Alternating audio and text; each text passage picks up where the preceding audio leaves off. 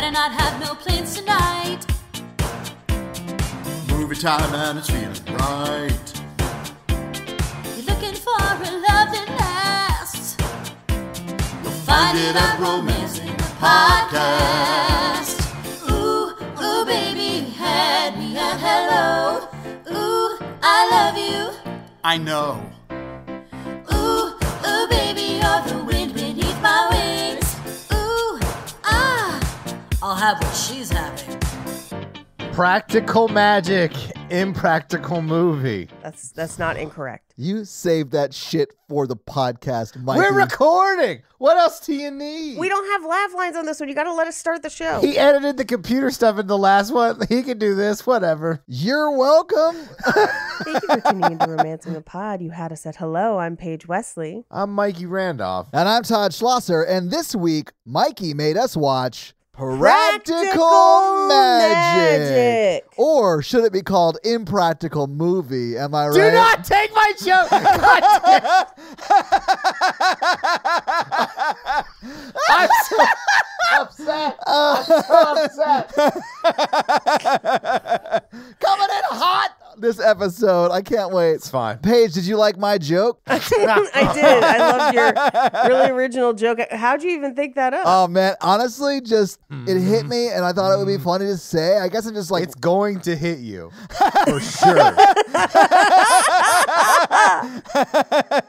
All right. So have either of you guys seen this movie before? Because this was my first time. Apparently not. It was my first time. Wow. Okay. I have thoughts on what I am going to start calling my favorite episode of Buffy. I can't. This movie is wild. Like 5 movies happen in the first 6 minutes of this movie. There's like a sister in trouble with an abusive spouse movie. There's a hostage getaway movie. There's like every little thing. It's so crazy. There's 2 different love stories in this movie for the same person. Yes. I thought I was wrong picking Meet Cute over Practical Magic. I still think you were wrong, but I'll go last. Fine. Wrong, Mikey. This movie is also very bad.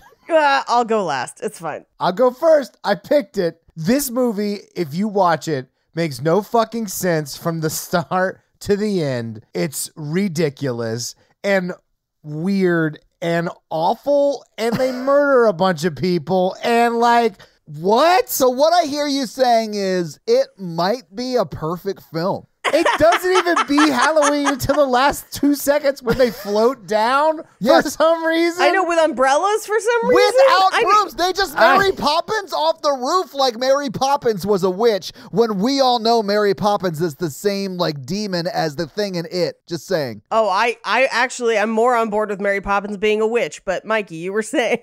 I have a whole conspiracy theory about it. Yeah, Mary Poppins was a witch. I mean, we all know that. She wasn't a witch. She was the exact same like creature as the thing in It, Pennywise. I don't understand your theory. I'm gonna keep ranting because what? Like the movie, it is objectively bad. And the finale is they sweep a ghost out the front door and then like pour piss on it or whatever, and everybody's laughing. I don't understand. And then the townspeople didn't. Like, I thought I had fallen asleep for 15 minutes because, like, I didn't understand why everybody started liking them. Mikey, more than once, I rewound it because I thought I fell asleep. But no, I had just blinked. I didn't miss anything, but I felt like I was missing something. Because, yeah, like, everyone literally, to their face, says, witch, you're a bitch, until she calls them on the phone? What? That is insane. You got to respect the phone tree. God, yeah. No. Guys. I will say, I love any movie that makes road cyclists look bad. And this one does very much. Get out of the street, you one-balled bastards. When we get to that scene, I have something to talk about because there's a huge continuity error, and we will talk about it. You mean when Trucksecutioner had 30 seconds to change lanes but said, no, fuck it, he's in my lane, so I'm going to run him over anyway? But also that Trucksecutioner was that close to the cyclists, and then the cyclists are gone. Right? So, like, yeah. Anyway, we'll talk about it when we get there. Yeah. I was like, man, Royal Pains really got it in this movie. Royal Pains is the victim of this film, I think. Yes! This movie, Sandra Bullock carries this movie so hard. Yeah. Like, her charm carries this movie along so hard, where, like, she just, like, tears up a flower and murders a dude and like winks, and you're like, well, she's still charming.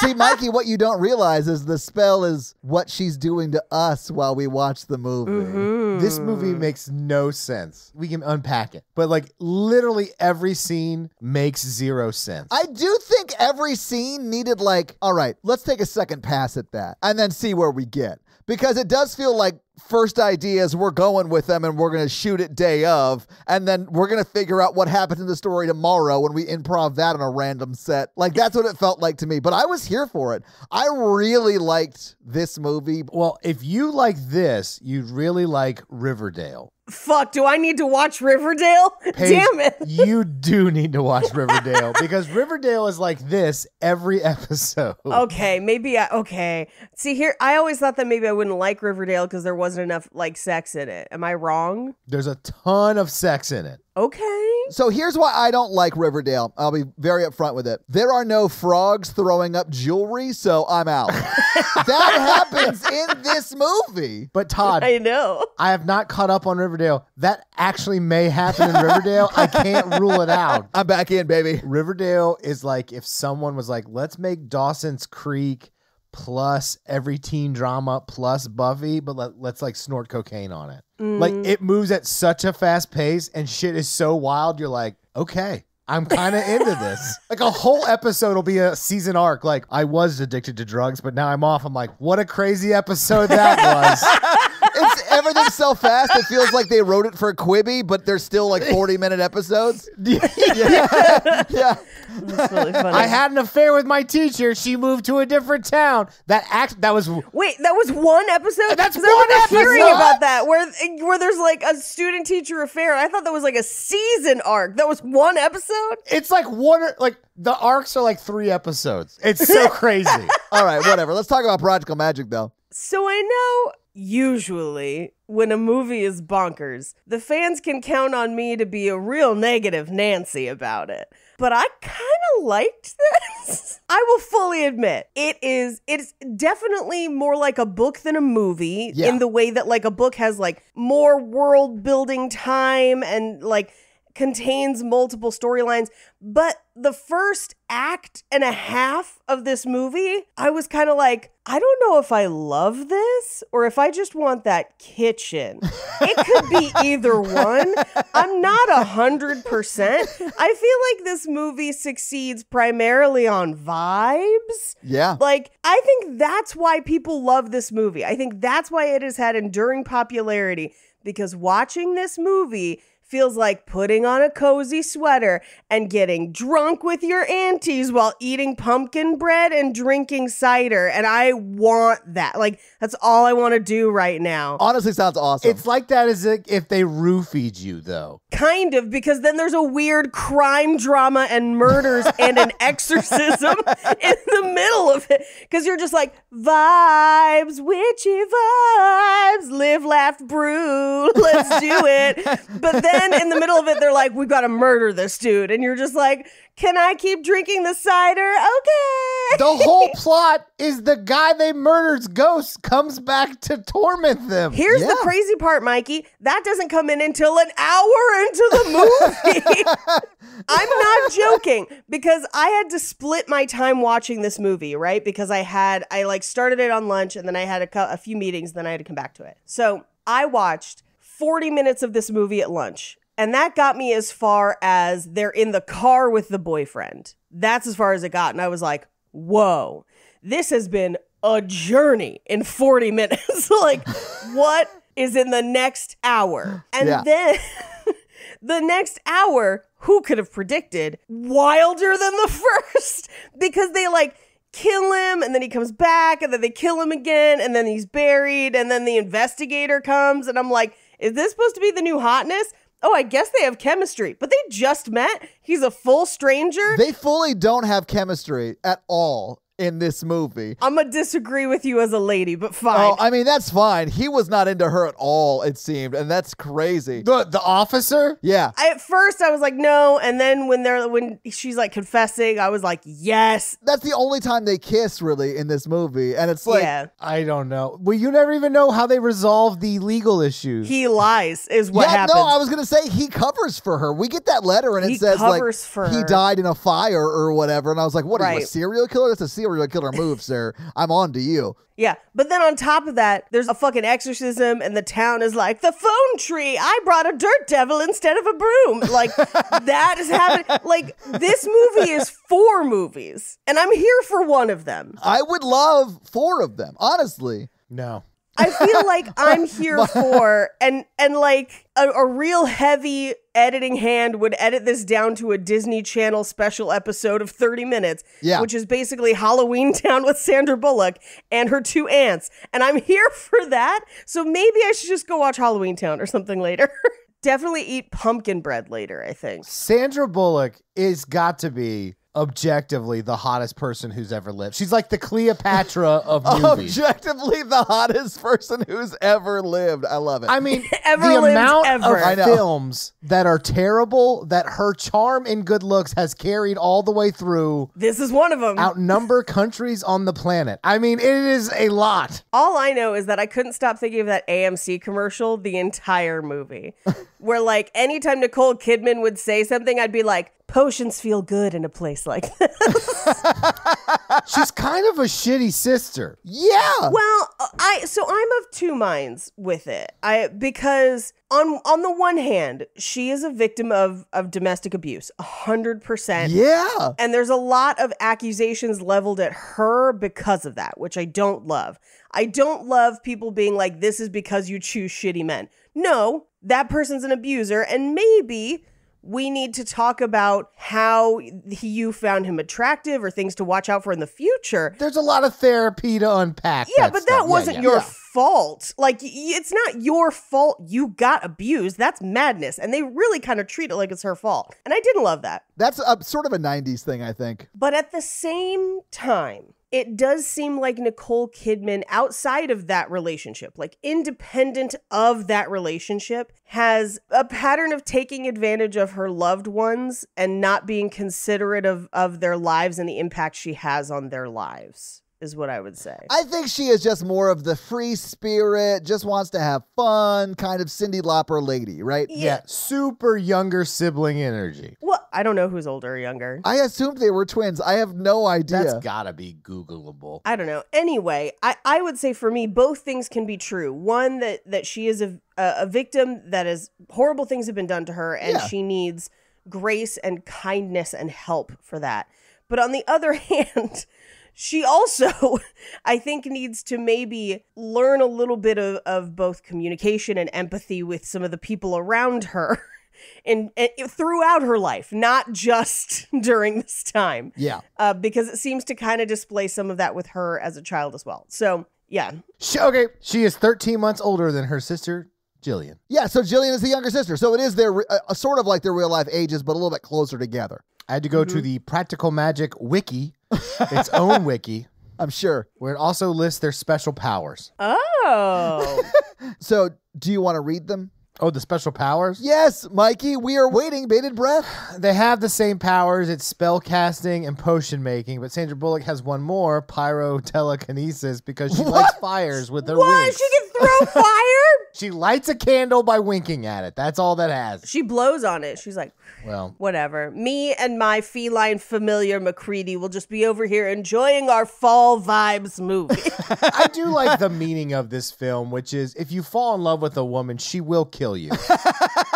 She'll kill you twice, Mikey, because once isn't enough. I mean, shouldn't have given me a reason. That's the one they murdered. But that's usually the curse of loving women, where it will kill you in the long run by a truck. They didn't really love each other. Did you see how fast they fell in love with each other? It was like they crossed in the street and then ran towards each other until they saw each other. No. And then once they got within eye shot, they walked. No, Todd. She runs home. Her aunts cast a spell because consent is like a weird nebulous thing in this kind of, we'll call it franchise. I do think spells and consent is weird. Yeah, okay. So then she comes sprinting back down the road and he's like, oh, cool, a gorgeous woman. And then like catches her in his arms and then they have children. You know, that's same old story. Here's the one thing I will argue. We do see them at the farmer's market before, and he's like staring at Sandy B because it's Sandy B. And like, how could you not? Right? He's like, weren't you in Hope Floats? That might be Were you after in this. Speed Yeah. too? That was in this time, though. I honestly don't know if this was before or after, but yeah. But I feel like if she had just gone up to talk to him, they would have hit it off. Maybe. You mean when Sandra Bullock talks to anyone? Yes, I get it. I'm just saying maybe the spell was not doing as much heavy lifting as people thought it was. I think it was on her. The spell was on her, I think, that time. You think the spell was on her to have the confidence to go talk to him? I do love that reading of it, Paige, because then that dude went from like just seeing this girl to her running up to him and making out with him. And he's like, I can ride this train. That's how I live my life. I'm sorry. Who among you, if Sandra Bullock ran up to you and was like, I'm going to put my tongue in your face, wouldn't be like, yeah, I'm just going to go with it. I'm going to go ahead and go back to Harvard, like a horror movie trope here. If a gorgeous woman wants to sleep with me out of the blue, she wants to murder me, and I will not be taking part of whatever she's selling. I would assume that tongue was going to be shoved through the back of my head, a la that scene from Species that someone sent me in a DM and it said it was something I would find funny, and I did not. And you know who you are. This is just like when like a 10 messaged me on a dating app. They're not real, and they're here to hurt you. Honestly, everyone on the dating app is there to hurt you, Mikey. But also, he's the dude from Royal Pains, so he's pretty cute on his own. And he was making bank as a concierge doctor.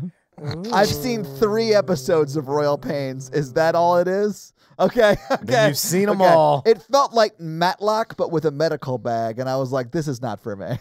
I'm picky about my procedurals. Yeah, I like mine with Stabler. Yeah. I do like him as an actor, though. And I think even though he has 0 lines in this movie, he does a fine job. Yeah. His only sin was having 2 brown eyes. And loving Sandra Bullock. And so they killed him for it. The Death Beetle, is that a thing? I bet it would be Ringo, though. If you had to pick any Beetle to be the Death Beetle, it'd be Ringo. Well, because he's going to survive the longest, probably. He probably will survive the longest, but he's also the only member of the band who's not a musician. Oh, a death watch beetle is a species of wood-boring beetle that sometimes infests the structural timbers of old buildings. So they're real? Yes, according to superstition, the sound, which is actually a mating call, was believed to forecast an approaching death. Its name is derived from the credence that it was often heard by the people on watch with an ill person on the verge of death. Now, if you want to extrapolate a little bit, if your house is full of bugs, you might get sick from that, and that might kill you. So yeah, okay. A little bit of self-fulfilling prophecy, I think, maybe there. I do think it's funny that it was a mating call they thought was like the call of death or whatever, but if you translate beetle to English, it's just that beetle going, yo, I'm going to murder that puss, let's go! So apparently it doesn't pose any direct threat to people unless it's got a knife. But it can cause immense damage to wooden structures, old oak homes in particular. There you go. All right. Do you guys maybe want to get into the movie or Not super much. I mean, do I want to get into the movie, or do I A, want this kitchen, and B, just want to drink cider and be a petty bitch? I think I just want to drink cider and be a petty bitch. I think you want to be a petty witch, Paige. Witch, please. Even the midnight margarita scene, which is the only thing I knew about this movie, is really fucking weird.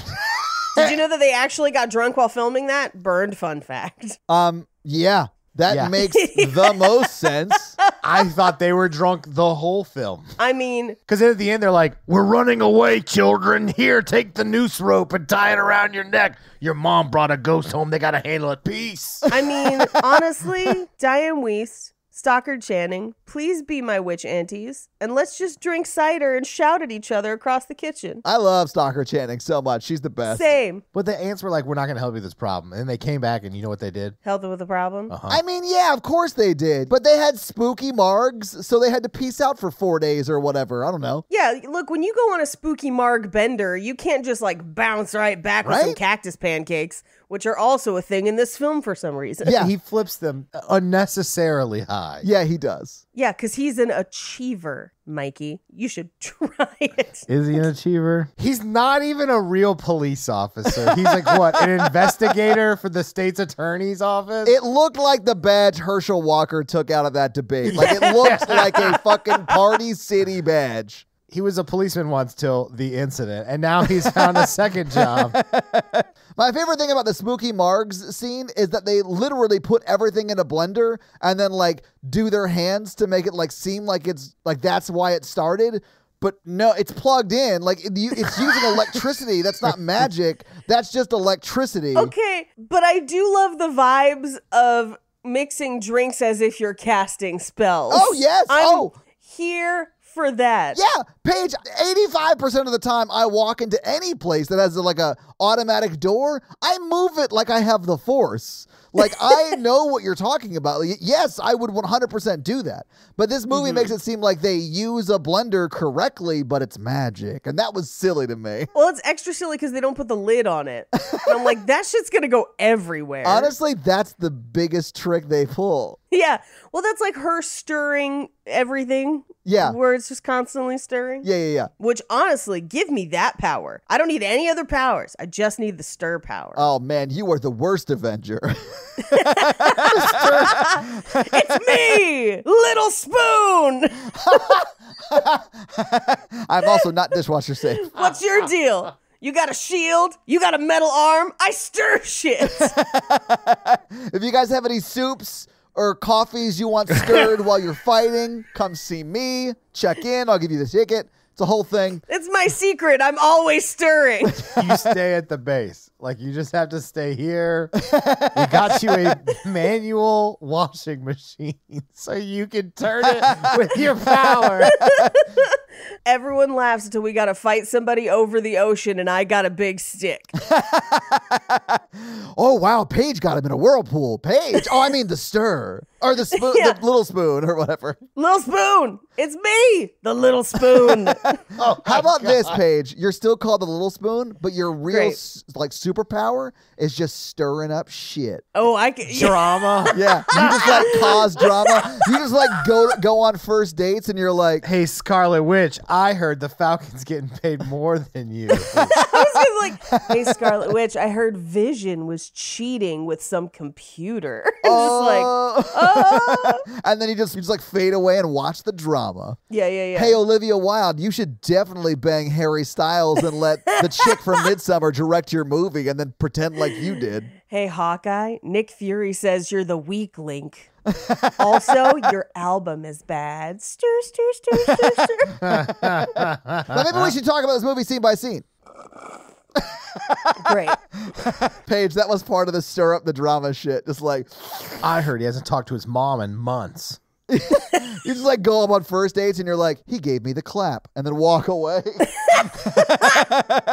Little Spoon. Like the Batman music? Yeah. I'm gonna drop it in. So we open on a witch trial back in the day. Yeah, which I would assume is Salem? I think the trial part's done. This is more of a witch sentencing. That is Yeah, true. that's Yeah. true. That's true. Yeah, that's not. She's not already up there with a noose, and they're like, the next witness. It's me, Lil Spoon. I saw Goody Proctor in the woods with just like, Oh, the devil! stirring the shit. Lil Spoon. So it's a witch sentencing. Yeah.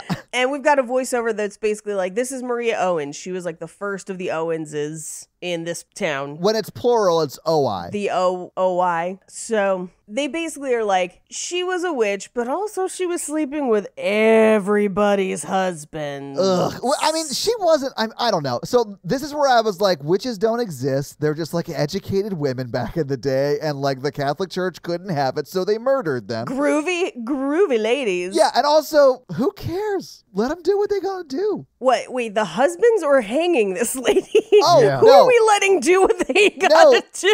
I mean, like they were like smart. I'm not talking about this movie. I'm talking about like smart women. Oh. Like, who the fuck cares? Like, yeah, okay. So you scraped your knee and you don't want to die, and they know how to like clean a wound out. How is that a bad thing for you? Oh, let's kill her. That's right.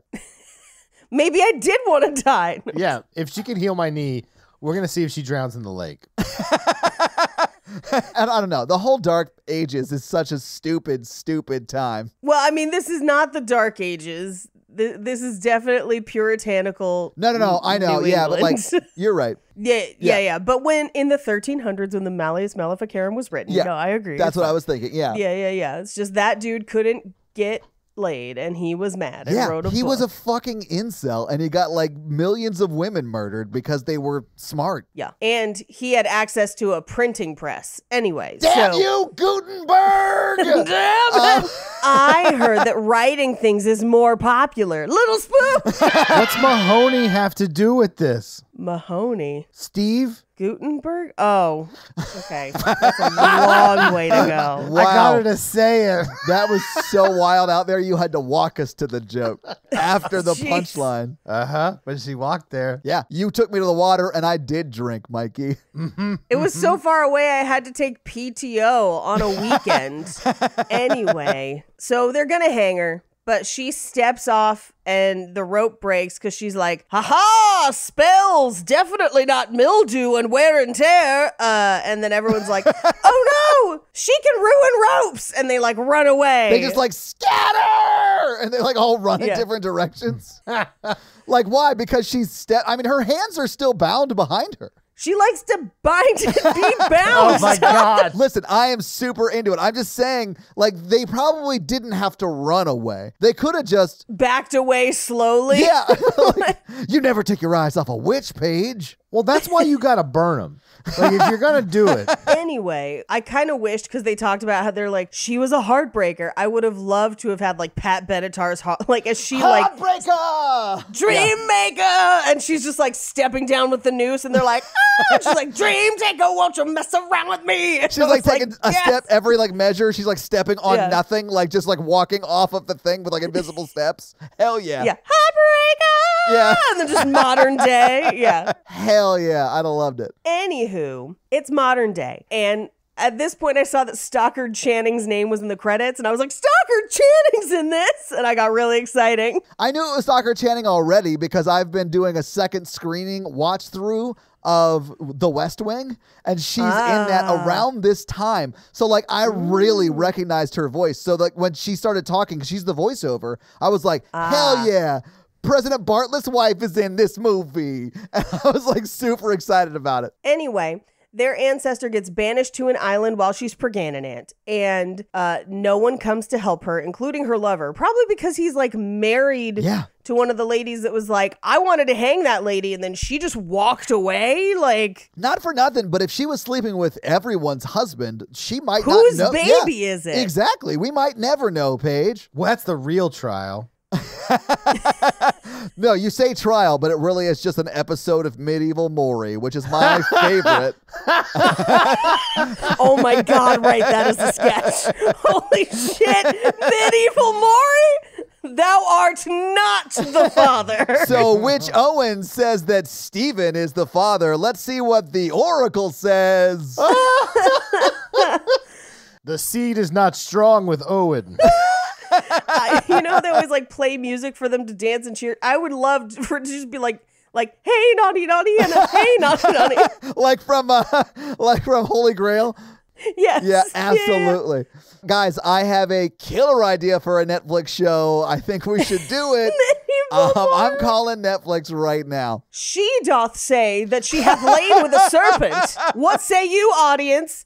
Hi, I'm from Northlandia, and I think that she should have stayed in her thatched hut with her husband because that's what the sky demons have told us. Thank you. I love Mari. So great. Mikey is reading Children of Men again. Well, I'm going off to the Crusades while you guys watch Maury. Because real men have work to do around these medieval parts. Oh, I didn't realize that you were racist. How could you not? Yeah, he's a white man in the 1300s. He definitely That's is racist. That's true. God has told me that I get to conquer all of okay, cut all this out. God told me that I have to take back a city that I've never been to give to people I don't like. So really, it's just going to be my city. It's a chore. You have to do them. No. The Pope said I had to. The Pope is a murderous asshole at the time. If there's one thing we can trust, it's the Catholic Church. Pope Innocent III said so we gotta go. Man, medieval Mari makes me laugh. I love it. I can't wait till we make this thing happen. Anyway, modern day. It's not quite modern day, right? Not 'Cause it quite jumps modern day. to young It's like Sandra and Nicole Kidman showing up at their aunt's house. Yeah, because it's their mom and her dad, where she's like, she knew your dad was going to die. And we don't really find out how. Well, we do sort of find out how. We find out that she hears the beetle and the beetle takes her dad, Right, or her, right. I guess Sandra Bullock's mother's husband, right? Right. So, like, I understand that. I understand that it's the curse. That's why he died. Right, we right, never right. find out how that actually came to Right. pass, right? But we find out that the mom died of a broken heart. Which I think is their code for saying completed suicide. I thought because so, it too. seems that there are multiple people that has happened to. And when Sandra Bullock is clearly going through some of her grieving process over losing her husband later in the movie, Right. they seem to imply that they don't want her to be the same way as the people in the past, which to me suggests that maybe that is what happened. Yeah, I sort of thought that was code for maybe she drank herself to death, or, you know, that sort of thing. Yikes. Or With potions? I don't know. I mean, I have no idea, but that was like how they explained it to the little girls, you know, what end up being Sandra Bullock and Nicole Kidman, because they might be too young to understand at that point. Yeah, potentially. It's also sort of a fairy tale. Like, the whole thing is it's like a fairy tale feeling to it in my mind. Right. So, like, that's like a fairy tale thing. I'm fine with it. Whatever. I guess. Anyway, they go to live with the aunts who give them chocolate cake for breakfast and have no bedtime. And I'm like, this is not going to work out. Okay, so I'm reading the Wikipedia of Practical Magic. Okay. Looking for more information about the dad, but the mom definitely dies of a broken heart vis-a-vis Queen Amidala. Great. If I learned anything from the prequels to Star Wars, That's given me exactly 0 answers, because Queen Amidala gives birth with that wiffle ball machine and then just kind of does this. And that's it. Like, that's a wrap on Natalie Portman in the prequels. well, that's what happens to every woman who gives birth to twins. With a wiffle ball machine, definitely. I'm just telling you, go back and watch that third one, and it's got wiffle ball things, catchers for hands, and it's just like, ooba, ooba. Which means push, Paige. That's what you're saying. Yeah. I didn't realize that you spoke galactic, what is it, galactic standard? I think it's Galactic Basic, Paige. Galactic Basic, If anyone yeah, should yeah. know, it's me. I speak it. Oh, okay, I got the real answer. Good, because Paige and I are out of Star Wars bits to talk about while you look shit up. Well, get ready for some more, because they go on a second honeymoon and the cabin catches fire. That's how the dad dies? Yes. They go on a second honeymoon and the cabin catches fire. So they both died together? Yes. Just like the Notebook. Just like the Wait, Notebook. is that the book or the movie? That's the book. Yeah, we don't Okay. see it in the movie. They don't talk about So the book has some significant plot differences from the movie. it. Okay. Sandra Bullock's mom, also in the books, could make a broom sweep all by itself when she cleaned the house. This is a very detailed Wikipedia. That's almost as good as the stirring. It's almost the exact same, just with a different tool. You're just stirring the floor, really. Actually, it's your villain, because all they do is sweep shit under the rug. Oh, yeah, that's perfect. I love that. So, like, Paige is the one with her little spoon out there stirring up the shit, and the broom comes by to clean it all up. Nice. I love this cutlery-based MCU we've built. I don't know how you eat, but I never ate with a broom. You're not doing it right. Not doing it right. But also, it's not my fault that I was just standing on a street corner, minding my own business, when a truck hit a pile of radioactive waste and it was full of spoons, and I got buried in the spoons. And then when they unearthed me, I had my powers. This all checks out. Little spoon! You sound like a character who would die in the first scene of a Suicide Squad movie. Oh! Or like someone who's trying to convince someone with superpowers that they too have superpowers. Anyway, that's how the girls come to live with them. That's where the movie kind of starts. Yeah, the rest of it's all like flashback. Yeah, pretty much. Yeah. So the little girls are kind of tormented around the town. It sets up that the town is not great to them, as like they're still like, witches, you're a witch. And my husband walked by in the scene where all the town's kids were like badgering them, and he just went, "Fuck off, children of the corn," and then just kept walking through the living room. That is the appropriate response, is to just like haymaker towards the children until they're all down. Like, Yeah. I mean, they're literally yelling, witch, you're a bitch, to children. Like, children Yes. are like bullying each other. Yeah. Yeah. The town was hanging her, but she was a witch. Yeah, but I think they were really hanging her more because she was like all up in their husband's business. You know what I'm saying? Did they consent or did they drink a potion? Maybe that's why they're killing her, because they didn't consent. Or are they just telling that to their wives so they don't get in trouble? Yeah. I don't think know. it's that. Her ancestors have a pretty loose use of love potions there. That is true. Maybe we should have a good old-fashioned witch trial. Or we could settle this the right way on Medieval Maury. Goody Proctor says that you've been sleeping with her husband and she thinks that your baby might be his baby. Well, I saw Goody Goodwin in the woods with the devil and her name is in his book. It'd be great. Honestly, there could be no better host for Medieval Maury than Little Spoon. Lil Spoon is here All to get to the Maury bottom of does the is case. stir up shit. Netflix, I got the first 30 pages right here. I don't know about that. A woman with special powers, we probably need to put her on trial. Hey, fuck you. Burn the host! Burn the host! I've got a spoon with your name on it, motherfucker. I'll stir your eyeball. Wouldn't that be awesome if the big reveal at the end is you're like some like kung fu expert with little like teaspoons? You're like throwing them into people's eyes. Like the kind you get at like souvenir shops. Yeah. And people are like, Pine Ridge? I've never been to the Grand Canyon. Oh, Solvang. Wow. Ooh, they pull it out of their side. Oh, this one says Salton Sea. Sorry. Denver. But anyway, after they floated down the house, they should have been hanged over in modern day. Disagree. All right, burn. No, still disagree. Mikey, Fine, drowned. Whatever you want, Paige. I don't know how to make you happy. you're just mad that they're going to find out that you're evil. Yeah. Anyway, we cut to them sitting around the table and they're kind of learning about magic and potions and whatever. And they have an adorable kitten that doesn't appear in the rest of the movie. And I was kind of bummed out about that. I saw it. It is a true little kitten. It's so cute. Anyway, they say that they have homework and they're just like, forget your homework. You'll learn a lot more at home. And I was like, radical unschoolers. Don't you love those people, though? I mean, it's questionable. No.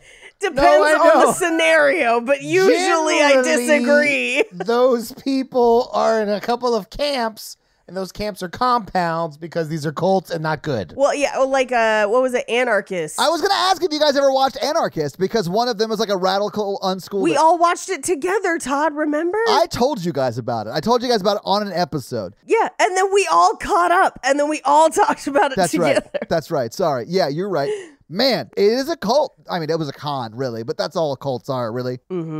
Anyway, so adorable kitten, and they grow up in this house learning about magic and everything, and they work on their spells, and we watch as they go to bed and a woman appears at the window and the ants bring her in and they're doing like love spells where they're like, careful what you wish for. But they're like also like killing birds to do it. I was like, dark. Yeah, like literally with a needle stab a dove or whatever kind of bird that was. Yeah, but then they show the picture of the guy that she's like casting a spell on to leave his wife, by the way. And I was like, they showed the picture. I was like, that guy? No, honey, you can do better. I mean, you could do anybody if you're going to, charm them into doing whatever you potion. want. There's no consent involved in that. Screw the potion. This reminds me of another Love Potion movie starring Sandra Bullock, Love Potion number 9. Yeah. So, like, which we did, right? Yeah. we did Love Potion number 9, and I liked Love Potion number 9. Apparently, I did too. I have a problem with love potions. Anyway, but like, she didn't need the love potion. She needed to not go after this dude that's already cheating on his wife. He's just going to cheat on you after. It's not worth it. He's never going to leave her. I mean, you can't cheat if you don't have the ability to consent. I don't know. Like, I feel very weird about the... Well, no, but okay, but so this is the first potion she's doing with that guy. They have been cheating. She's trying to get him to leave his wife. That's right. Okay. Oh, it's a leave your wife potion. Oh, so it's arsenic that they're going to pour in the wife's drink later on? No. A leave your wife potion is 7 years plus a new job. And then a girl half your age plus 7. Yeah. I'm single, so I see it. I see it out in there. Oh, yeah, of course you do. Because you're picking up all those exes off the waiver wire when their husbands... The waiver wire? I see what you're doing out here in these Nashvilleian streets. I'm like, hey, girl, I'm a landowner. And they're like, in this economy? Ooh. Yeah. They're like, it's a recession. I'm like, what's your interest rate? And you're just like, 100%. I'm 100% interested in you. They're like, wow, the Fed really hiked that up. Yeah, they did. Just like I want you to hike it up. Let's go, ladies. Hike up them skirts, girl. you married for looks once. Now it's my turn. You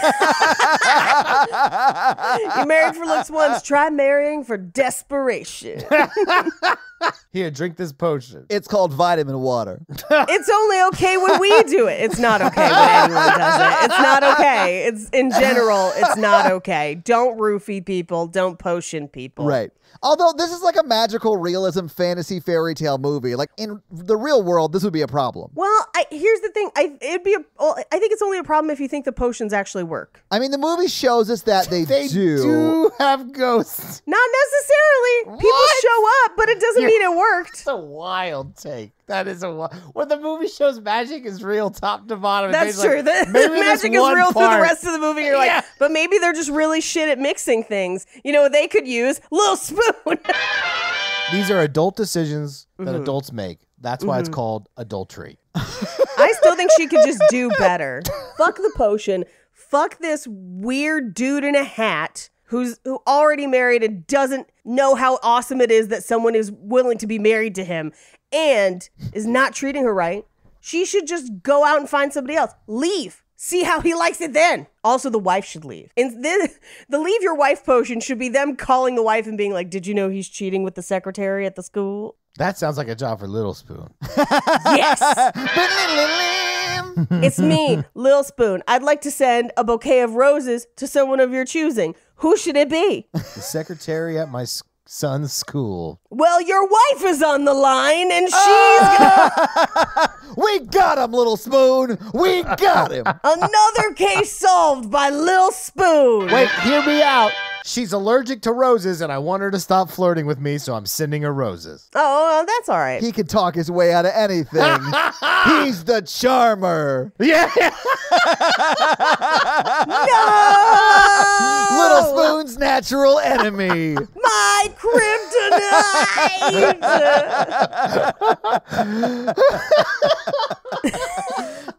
Anyway, they watch them kill a bird, and then they go upstairs and they're like, I'm going to write my own love spell. And this is where she writes the one with like one blue eye, one green eye, because she's like, I never want to fall in love because I don't want to hurt the way my mom did. Yeah, I think she's intentionally trying to pick like something that could never happen. Right. And then Nicole Kidman's just like, oh, I don't give a shit. I'm going to just plow through these dudes like a carnival. Let's go. I'm going to be out here breaking hearts and killing boyfriends, baby. Yeah. Breaking hearts and putting bodies in tarps. You know what I'm saying? Oh. The funny thing is, if you had to ask her what her body count was, she might be like, do you mean like actual body count or like how many people I've slept with? Because I doubt she was in love with everyone she slept with, but she loved a few of them. So a few dudes are definitely dead behind her. Hey, you know what? I only care about one of those two body counts, and it's how many people that she slept with. Oh, no, I don't care about that. Oh, sorry, my bad. Oh, that's her sorry. business, and it's not really. Yeah, like, guys, stop asking the question. It doesn't matter how many people Nicole Kidman has murdered. It could be none. It could be, be 14. Mrs. Miscavige. Who knows? That was not their first. I mean, I'm going to say that. No, I mean Nicole Kidman specifically killed Mrs. Miscavige. Shelley Miscavige is alive. Or is that what Nicole Kidman wants you to believe? What? That's how you get out. By killing Shelley Miscavige? No. Everyone has to do it. She is unfortunately alive. Unfortunately? Whoa! Whoa! I am glad she is alive, but she is in very dire straits in a prison for thought crimes, and it is upsetting. Yeah. Anyway. Probably the thought crime of disagreeing with her husband on something. Ooh, I heard he's short and has a temper. Lil Spoon! Stirring it up. Oh, man. Anyway, so we cut to... She helps Nicole Kidman sneak out with a guy that she's maybe going to marry, but probably not. I'm like 80% sure he's dead, though. Yeah, probably. Yeah. First love. In a hotel room outside of Reno, just so she could feel what it was like. She loved a man just to watch him die. Now, okay, hear me out. Let me rewrite this movie for something. Someone needs to. Yeah. Allow me. Nicole Kidman goes away, right? Sandra Bullock continues to live with her aunts. The whole same thing happens with her husband, her kids, all of it. Her and her kids and the aunts all live together. Who should show up one day but Nicole Kidman's character, who's been killing every boyfriend she met and gaining power from the death. So now she's like the dark sister. And they have to, oh shit, I just wrote The Covenant. Fuck. Okay. I haven't seen The Covenant, so I was like here with you the whole way. We gotta fucking watch The Covenant sometime, Horror Virgin. It's bad. Okay, so in this family, like if you're married for a long time and he never dies, do you just like look across the kitchen table in the morning when he's eating breakfast and be like, he doesn't really love me? No, she doesn't really love him. Yeah, it's about you loving them. Yeah. Oh. So you just keep that secret. But also, just imagine the first fight where she's like sitting at the table stabbing at a salad, just like, fucking wish a beetle would. I swear, come at me. Tell me that I'm being irrational. But honestly, that's the only way as the man in that relationship you could stay alive. You always had to piss her off a little bit. I'm never putting the toilet seat down. Yes. Oh, jeez. Oh, I'm not doing my laundry. That's woman's work. And he's just doing it so he doesn't die, Paige. You know what? I don't need you to live that much. I wouldn't put up with it. So if Mikey married like Sandra Bullock in this movie, like if he was Royal Pains or whatever, and he's doing this plan, Sandra Bullock would have just fully killed him. Like, with her own hands. Or like a needle or some sort of potion or, Yeah. Some guys just can't hold their arsenic. Yeah. I'll be like, can you pop this pimple on my taint? I bet someone out there's into it. It's infected. Oh, I'm out. I was out before, but I'm out again. Ugh, We're I don't going like to this joke. urgent care. This is the whole reason we have insurance. Yeah. We don't have insurance. I lied. Pop it your damn self. I lost my job 6 months ago. I'm going to let you die of the infection. I lost my job so long ago. I just go around town with 3 Apple cards and walk back and to and fro.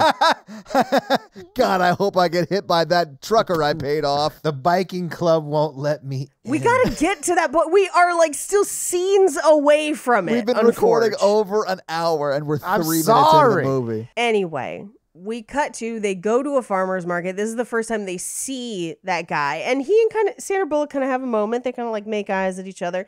And Sandra Bullock's whole thing is, because people just like shrink away from them in town. Just like, they won't even talk to them. They hate them. They hate them. She's like, I just want a normal life.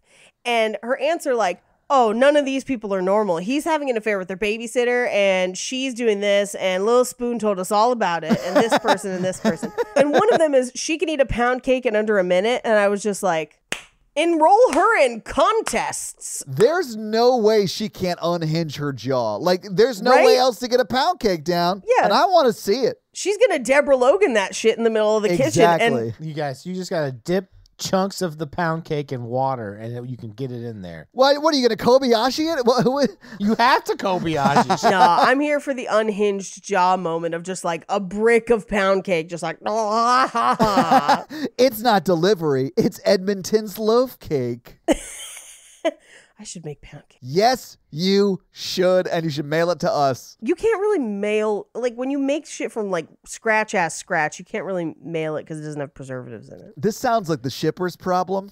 You didn't pay me to do make your own damn pound cake. I'm gonna get some rancid ass pound cake in the mail in 3 weeks. He'll be like, you asked for I it. know. Be like, so what if I left it on the counter until I saw mold and then I sent it to you?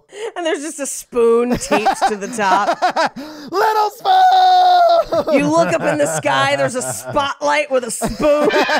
She got me. Anyway, I think the spell they cast for her is for her to be normal, because also the town, the spell seems attached to him. Once he dies, the town goes back to being mean to them. But for a while, the town seems to be normal and accepts them. Yes. And we know this because they play that Faith Hill song and everything seems happy.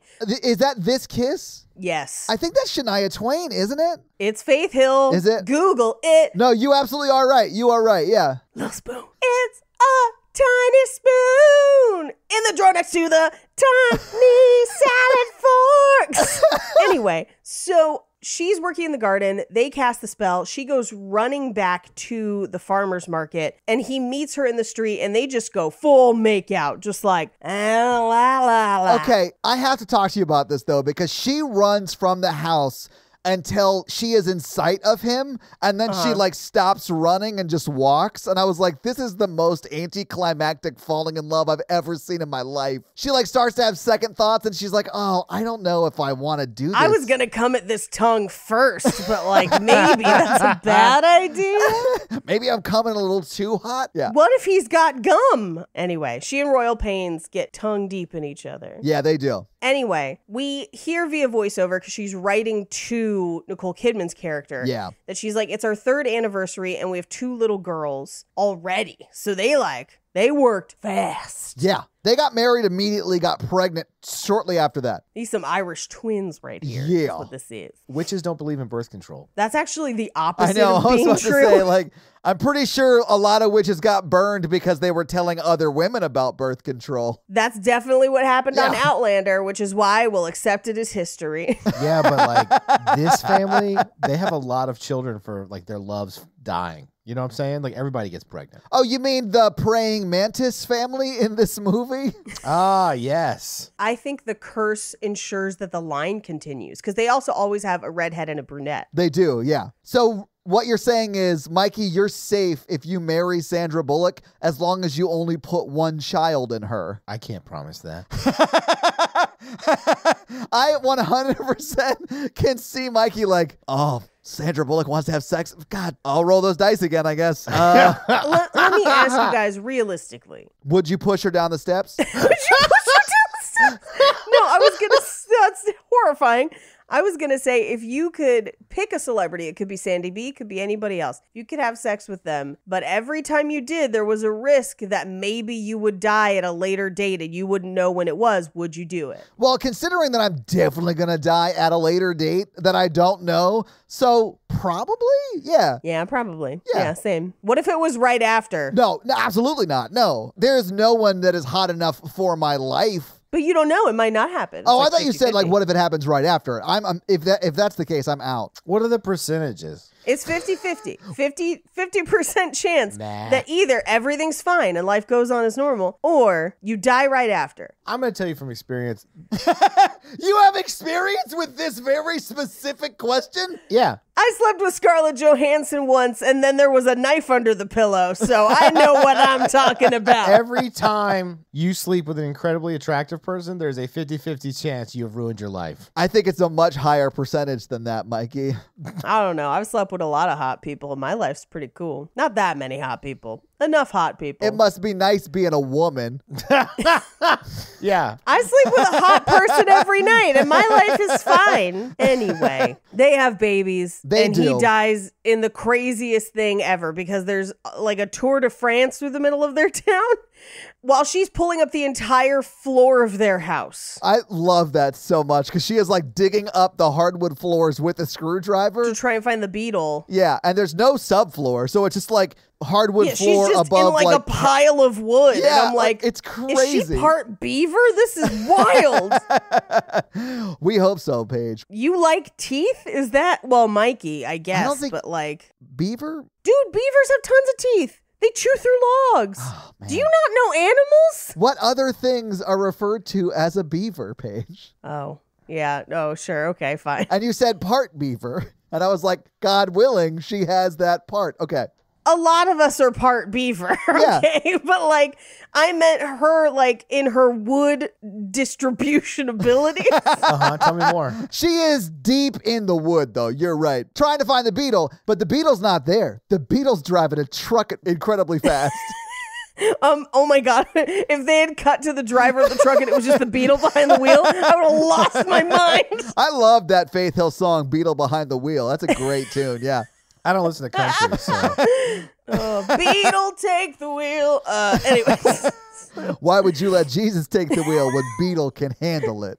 Beetle can handle it. His feet can't reach the pedals, and he's got a death wish.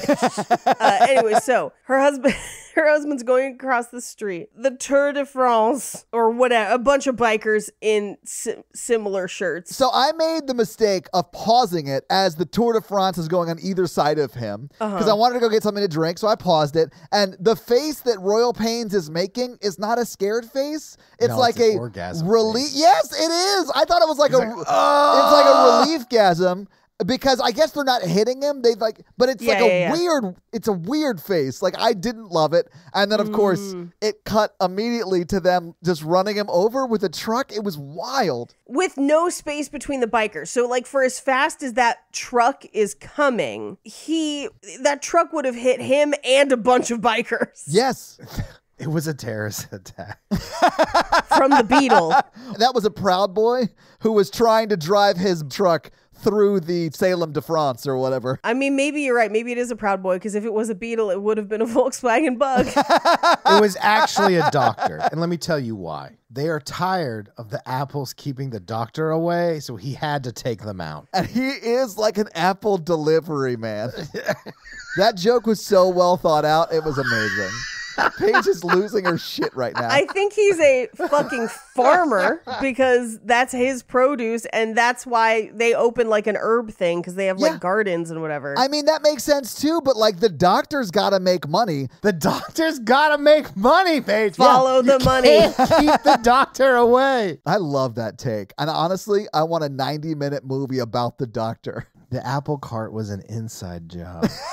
Anyway, so he dies. Yes, he gets run over by a truck, which was a little triggering for me, but it's fine. Yeah. And Sandra Bullock runs to the aunt's house to be like, he died because I loved him so much. Like, this is so terrible. Bring him back. And they're like, we can't do that. They don't come back the same. It's Pet Cemetery rules for some reason. Pet Cemetery, yeah. Yeah, it definitely is. But if you got like a bird you want us to kill so we can break up a marriage, we got you.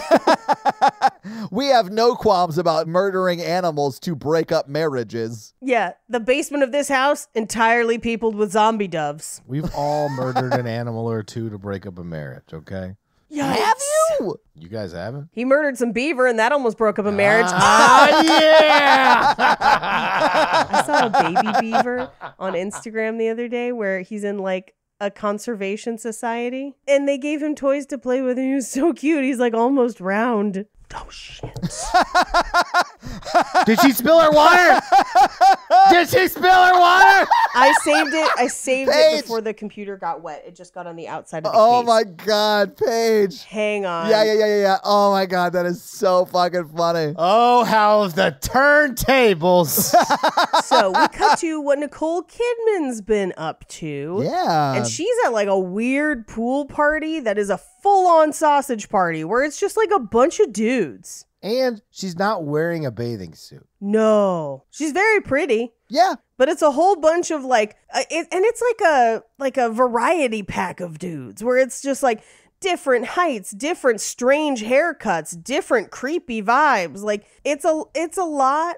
And then in her letter, she's like, but there's just one guy, Jimmy Angelov. And it's like, it's Goran Viznik just being like, I'm here and I'm wearing the shirts that everyone in Los Angeles wears at this time. Yeah. So anyway, he's dead. Nicole Kidman's somewhere. The ants won't bring him back. Pet Cemetery style. So she moves in with the ants and her daughters. And she's like, don't get too comfortable. This is temporary. My children will never do magic ever. We cut to what I think is a few years later, maybe, or maybe just later that same year. Because it's like she writes that letter and it's the 3rd anniversary and they've got 2 girls. So those girls would be babies.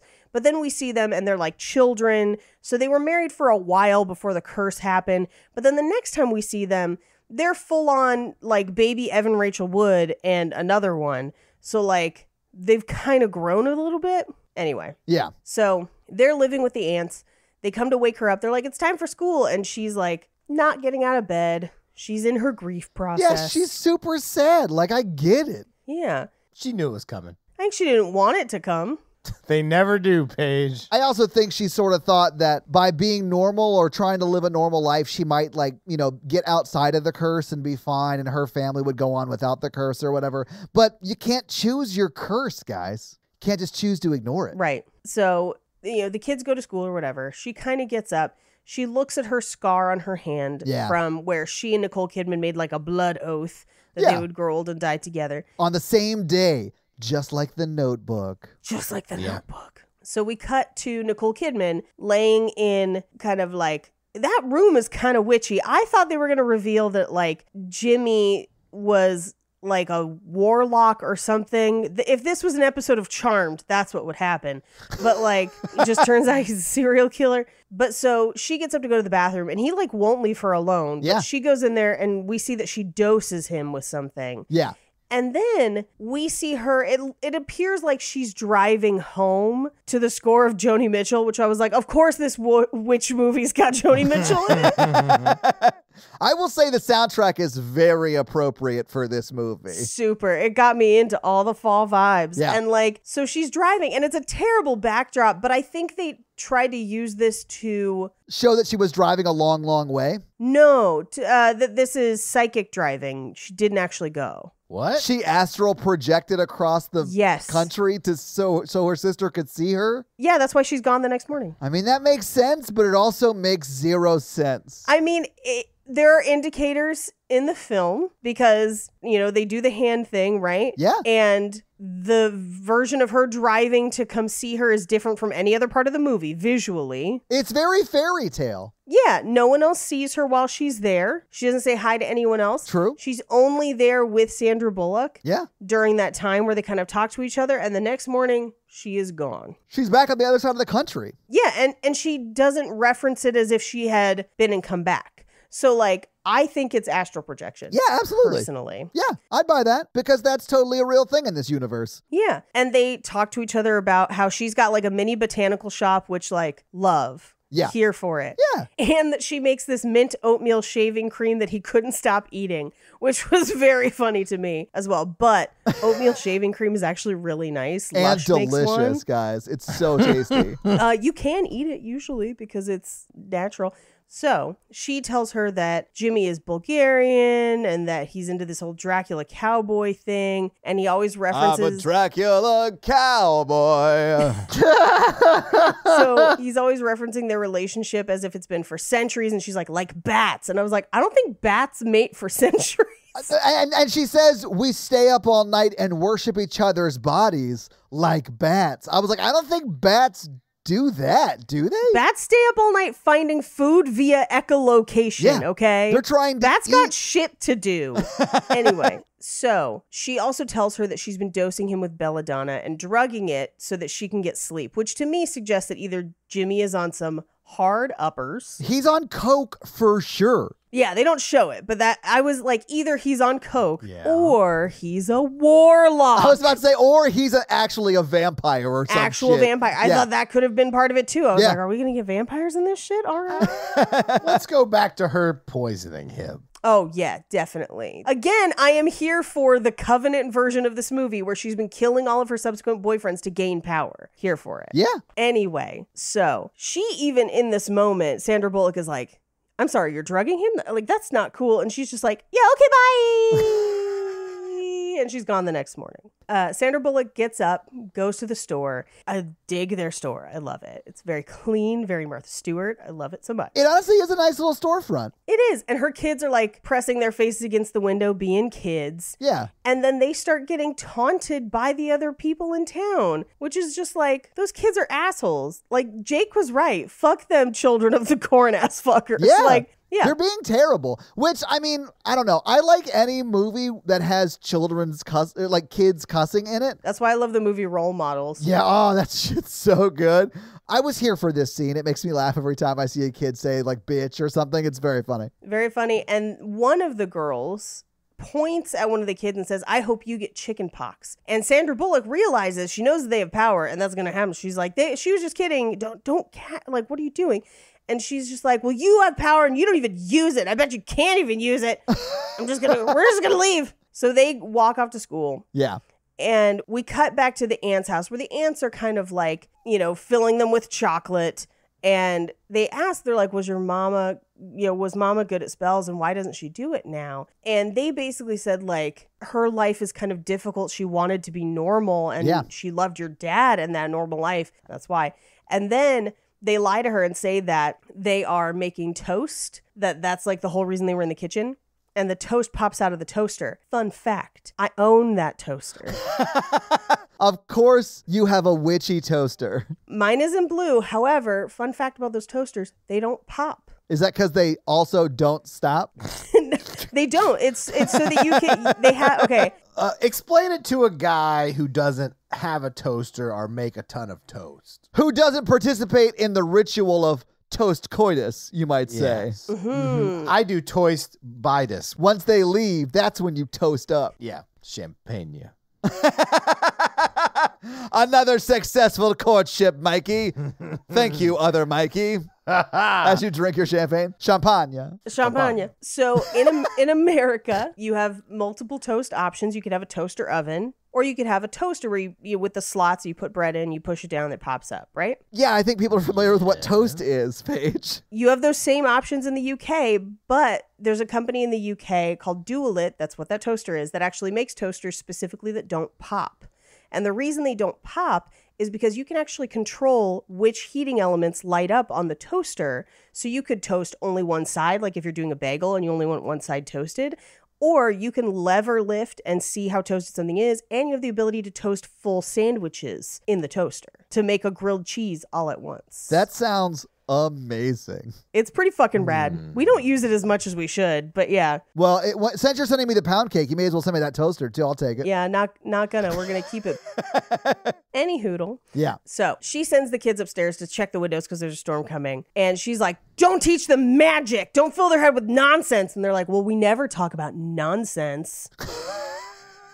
Such a weird line, but yeah, that's what it's was all said. Weird. Yeah. It's just like if estrogen made a movie. Yes, and maybe that's why I loved it, because this movie is just being cozy with apple cider, the movie, but also there's a lot of murders in it. I was like, this feels very much like a woman, but it makes no sense. Like a woman. Oh, no, Mikey. Yes! No, Paige is currently flicking off Mikey right now. Whatever. I'm going to make toast in my expensive toaster and drink a warm fall drink and make pumpkin bread, and you can't have any. And curse you with chicken pox. Yeah. Shingles, fucker. I don't want shingles. They're painful. They are. Yeah, but if you've had chicken pox, that's the next step, fool. Get your vaccines. That's chickenpox version 2.0. It's a bug, not a feature. Anyway, Sandra Bullock writes a letter to Jillian and goes to mail it. And just as she does, the phone rings and she knows that it's Jillian. So she's just like, oh, what's wrong? So she runs and it's a call that's basically like, it went wrong. He hit me. Come get me, please. Yeah. And she's like, of course. She drops everything and is like, don't take the kids to the solstice celebration and don't let them dance nude. And they're like, the nudity is optional. And I'm like, but there's children there. Anyway, so like she runs out the door. Like Stockard Channing and the other aunt definitely took those kids to that solstice festival, right? They definitely did. I would hope that there was some sort of childcare option so that the adults were free to frolic nude in a way that would not harm or endanger children. Yeah, you just leave your children with the devil. I mean, he'll teach them to write their names in his book. It's perfect. Come to Uncle Devil. Wouldst thou like to live deliciously? If you want to live deliciously, consider one of our food truck options. Welcome to the Solstice Festival. I don't know why I like this being the devil thing. Y'all like butter? Come hither, children. I have so much butter to show you. I just love that that's what the devil promises her and the witch. God, the devil had so much of an easier job back then. Yeah. It's just like, yo, butter though. And she's just like, you're right. Let's go.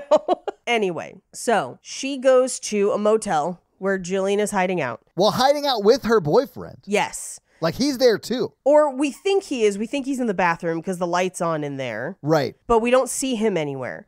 So she's got a black eye, and they kind of quickly leave. And she's like, we've been driving for 2 weeks straight. Today he wanted a donut. I made fun of the donut he picked, and he punched me. So she gets her in the car, but she looks up and says, it's a blood moon. I need my tiger's eye. It's in the other car. She goes to get the other car, and lo and behold, who is in the back seat but her creepy boyfriend? He literally, okay, so as she's like grabbing her tiger's eye necklace from around the rear view mirror, he like grabs her by the hair and pulls her into the back seat. I was like, oh, this is bad. Yeah, It this is is bad. real bad. Yeah. And he, with a gun, not a gun. Does he have a gun? I thought he had a gun. I saw Yeah, what looked right? like a Oh, he like a- does have a like a gun. barrel. Yeah. Yeah, at least it looks like a gun. He forces Nicole Kidman into the car and tells her to drive. Yeah. And he's talking all this nonsense to Sandra Bullock, who's driving, trying to get her to drink. And he's talking about Louis L'Amour books, which I do think it's funny that he's like, he's a foreigner who was also into being a cowboy. And later when she's like, he was from North Dakota, you asshole. Yeah. It's like, If you think foreigners are from the U.S., you've never been to North Dakota. I mean, they seem a little foreign. They call it the Badlands for a reason, Paige. Is it because they're good? No, it's just because everyone's super catty and they're like, oh, you're so bad. You're so bad because I'm bad. I'm bad, Dakota. You know I'm bad. Hey, North Dakota, I have a great new state song parody for you. And the whole world has to answer right now to tell you once again who's bad. Oh, sorry. Anyway, so she looks in the rearview mirror and she and Nicole Kidman seem to like psychically communicate that she's like, hey, the belladonna's in my bag. Yeah. Grab the tequila, dose it, and hand it back. And she pours like the whole vial in, which is too much. It is a poison. He was like randomly choking Nicole Kidman, like threatening to kill her. It is enough to kill him, and that is what he should drink. Well, here's my thing. This is self-defense. I Yes. think if they told anyone the truth, they'd be Yes. like, you're good. Yeah, because Yeah. Nicole Kidman has like her face is red from being hit. It's clear. I mean, she would also have like evidence of being choked. Like, you could definitely say it was self-defense. He tries to brand her in the car. I know. It's insane.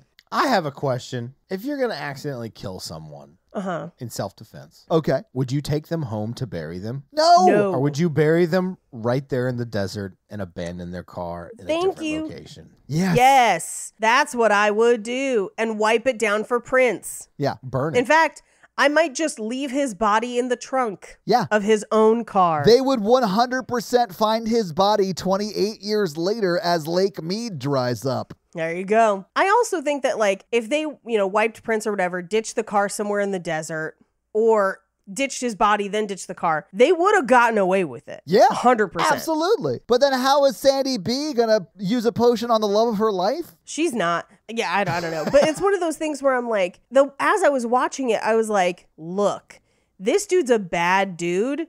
And the second people see that he's dead and somebody else did it, they're probably not going to look that hard. And the for cops who are did looking it. at him for other murders. Like, Yeah. he he's is like a a serial known killer. serial killer figure. Or at least they don't have enough evidence to like arrest him yet, maybe, but they like suspect him of it. They would definitely have been like, this is clearly self-defense.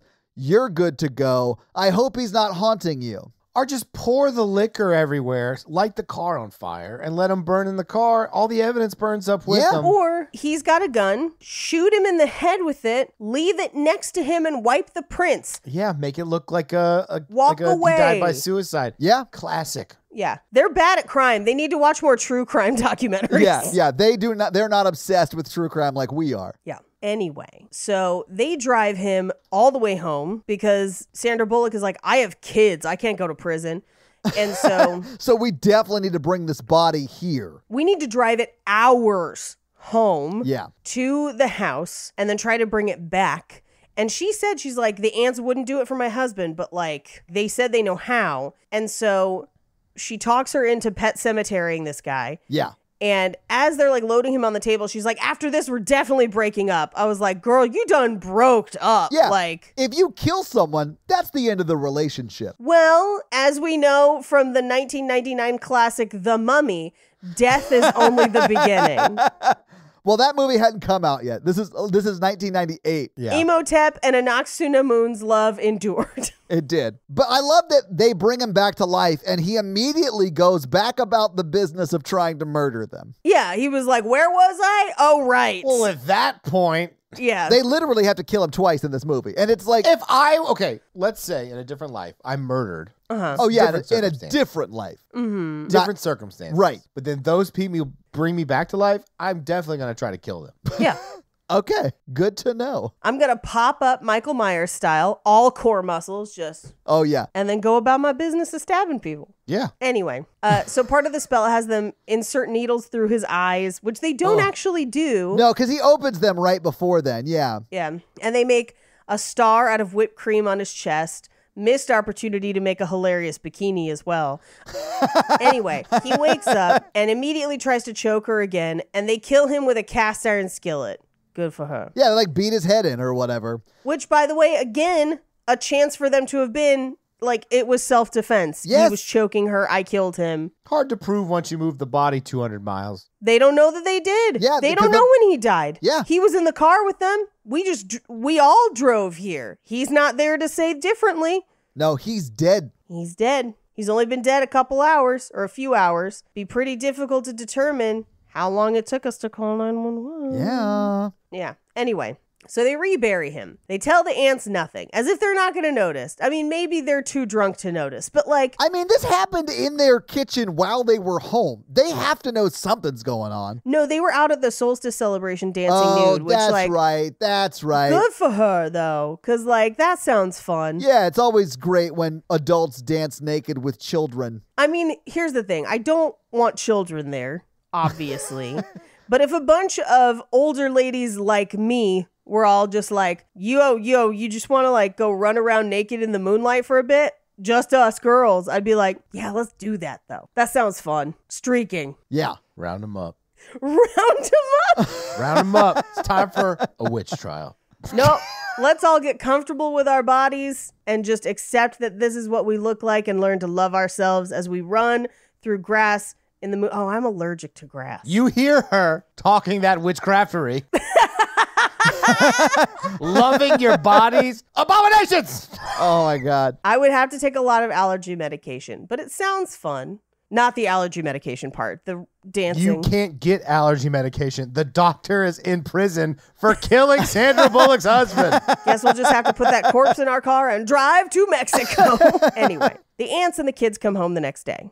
And they're just like, it seems kind of murdery around here, right? No? What happened? What'd you do? Nothing? Okay. And so they act like nothing has happened. They're course. just excited to see Jillian. Yeah. So we cut to Sandra Bullock's store where where Jillian is just rubbing all of her lotions on her. It was like, these are really nice. And she's like, it's expensive. It's stock. You're not working here. You're just using up the stuff we have to sell. Yeah. Rude. Rude. Little sister energy. Yeah, that's fair. Anyway, so she then leaves. She's like, I've got to go. You guys mind the store, because she has to go to phone tree day. And so she sits there, and the other girls in the store explain to Nicole Kidman, they're like, hey, getting picked for the phone tree is a big deal because it's a popularity contest and she's never been picked. I mean, I guess. I don't know what a phone tree is, what its function is for. Like, why is this a thing? Okay. Back before cell phones. Yeah, prior to cell phones, prior to internet, if you wanted to tell a bunch of people about an emergency, this is the fastest way to do it, where one person calls two people, those people call two people, and so on and so forth. So everyone's calling 2 to 3 people, but because of how many people are in the tree, that quickly reaches everyone within like a few minutes. Like there were phone trees in school when I was growing up because like cell phones weren't red. I mean, like people had them, but like they weren't common until I was in like junior high. So that's fair. And now it's like an email blast or like a text alert or something. But back in the day, phone trees. Okay. Anyway, so Nicole Kidman shows up and like casts a spell so Sally gets to be the head of the phone tree forever. Yay, good for her, I Yay, guess. her. Hooray, phone tree. But she said she always wanted to be a normal, basic woman, and that's sort of the sign of that, I think. Yeah. We cut back to the house where vines are growing in the garden because apparently bodies are great fertilizer for roses. That's what I learned in this movie. Literally, if you Yeah. want your outdoor, is it a gazebo page, that little thing? It's like a covered patio? I don't know. No. Because it's just there's a name for it that's going to drive me nuts. It's not an arch because it's square. Right. Anyway, Whatever those. it is, but if you want roses to grow up that, just kill someone and bury them next to it. Anyway, so we cut inside the house. It's midnight. The ants are making a spell, which is just margaritas. And so we have this whole midnight margarita scene where they're just drunk and shouting at each other for like a lot. But in the midst of this, Nicole Kidman does offer a prediction that she sees a man, he's big, he's gorgeous, but you're scared to death, so you stay alone. Whatever. Anyway, they continue to yell at each other. Yeah. Finally, they realize that the tequila that they're drinking is kind of off, and it's the same bottle as the one that they drugged Jimmy with. Yeah. And they're like, where did this come from? And the ants were like, we found it on the porch. Yeah. What? Would you ever drink something that just showed up on your porch open that you didn't order? Liquor's sterile.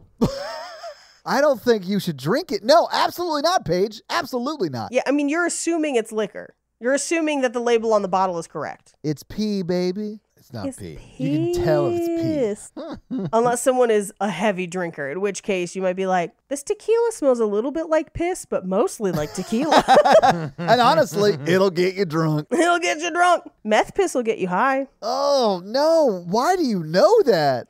Because there's a comedian who Does a lot of wet work?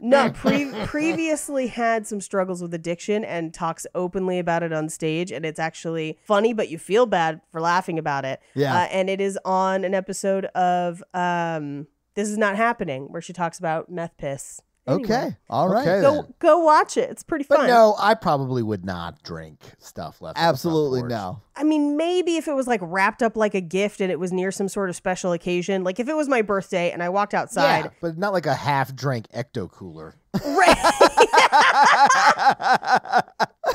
I'm not drinking a half Capri Sun bag. This is just a Franzia bladder just out of the box laying on the front porch. I think this used to be in a box of wine. This is just a warm Mountain Dew.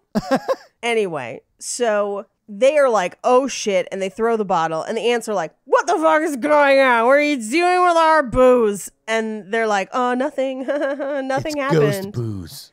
Ghost booze. Da-na-na-na-na-na. Na-na-na-na-na. I learned about ghost nipples in the ghost episode. So many people did, apparently. I know. And then I asked more questions from my husband after. I was like, but seriously, do I have ghost nipples? He was like, I don't think so. I think they're a few shades off. And I was like, okay, all right. First I'm off, sad I know these there's things. nothing wrong with ghost nipples. It's just a state of being. There's nothing wrong with them. I mean, it's weird when they knock for yes or no. That's why they call it knockers page. I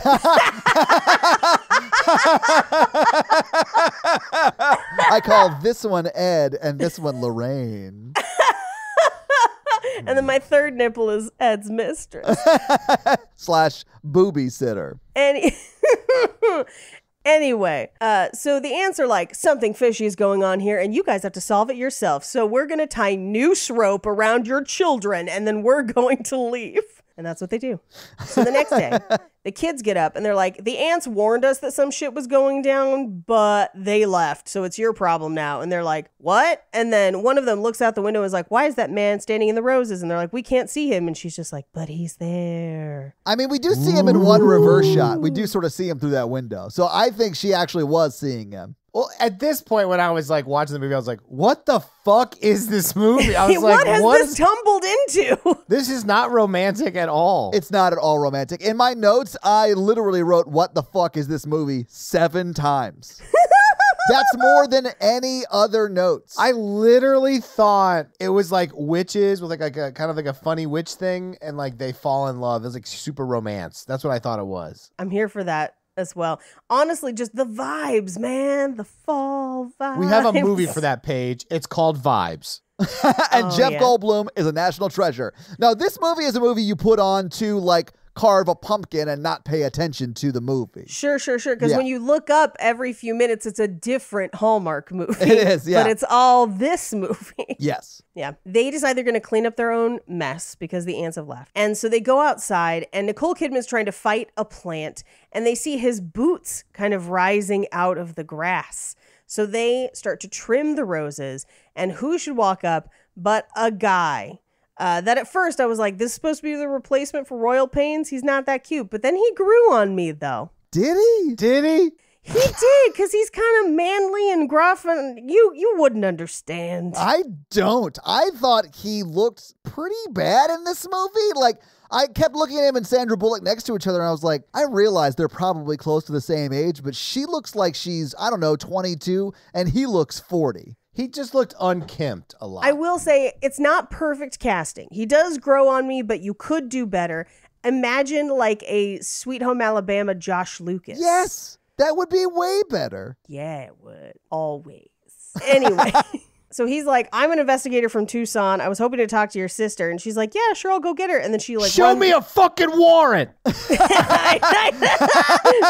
ever asks for a warrant in this movie. She just runs up to Jillian. She's like, there's a fucking cop here. The cops are here. And I was just like, what did this movie turn into? A completely different movie. Every 20 movie, this movie, much like Madonna, reinvents itself. Oh, she looks strange now. I try not to look. I don't know. Instagram thinks I like Imagine Dragons and New Madonna, and I don't know how to tell it that I don't. You stop binging that content page. That's how I you stop. don't look at any of the content. Sure you I have don't. never Yeah. been into Imagine Dragons. I Of haven't course not. looked for them or searched for them, but that guy is shirtless a lot. And so Instagram is just like, shirtless? I'm like, but I have no investment in that shirtless man. So like, why are you sending it to me? Anyway. So she's like, there's a cop downstairs. And Nicole Kidman's like, let's get our fucking story straight. He hit me, and so we left. Great. Which is the truth, except you killed him. Like, you could just And say. stole his car. That is a big part of the truth that's missing. You left evidence in front of the house. Yeah, his car is in front of the house. I know, just like tell him the truth. I don't know. I think maybe at this point it's too late because you buried him, but And stole his car. yeah. Honestly, I would have still told the truth at this point. And he probably would have been like, well, wrap it up, boys. Wrap it up, boys. They killed the serial killer. Like,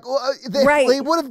It would have been fine. They would have been fine this entire movie. I do. My favorite is that because he's like, he hit me and then we left. We haven't seen him in weeks. And he's like, why do you have his car outside? And they're like, We stole his car or whatever. well, and then he reads off the license plate of his car, which is 229 Mob. And I was like, That's just a coincidence. Oh my God. it was really funny. Anyway, so she's like, we stole his car. We're really sorry. You know, it was a crime, but you can give it back to him, but nobody knows where he is. I don't know. So he basically has the car towed, but he basically tells them like, look, these are pictures of a girl named Phoebe Stone. She's been missing and her body was found branded and her only ties are to this guy. Yeah. So if you know anything, please tell us for your own safety, essentially. Well, I think we're pretty safe. Why don't you come Yeah. back with a warrant? Wink, wink, nudge, nudge. So he processes the car for evidence, which is not going to hold up in court. And then they tow the car away. Because he's just like, I've got a baggie and a pen. That'll do you for.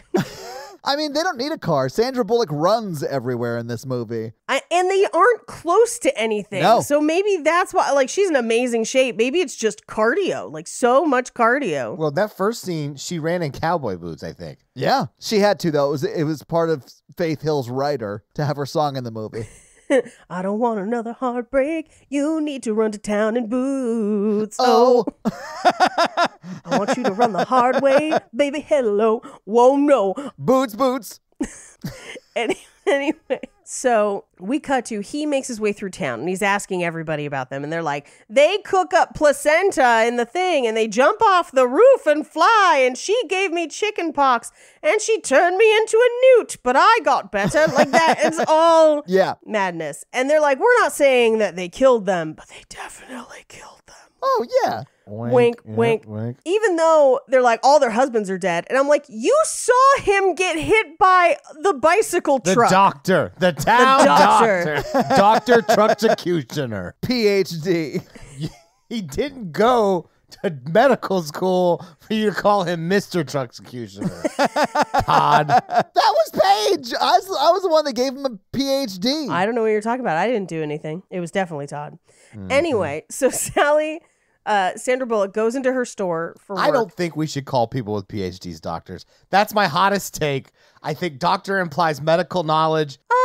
I don't have a problem with it in educational settings. Does that make sense? But not in public places. Like, are you a doctor? Yes, I have my PhD in medieval meat processing. If you're in a social setting and you demand that someone uses your title, you're weird.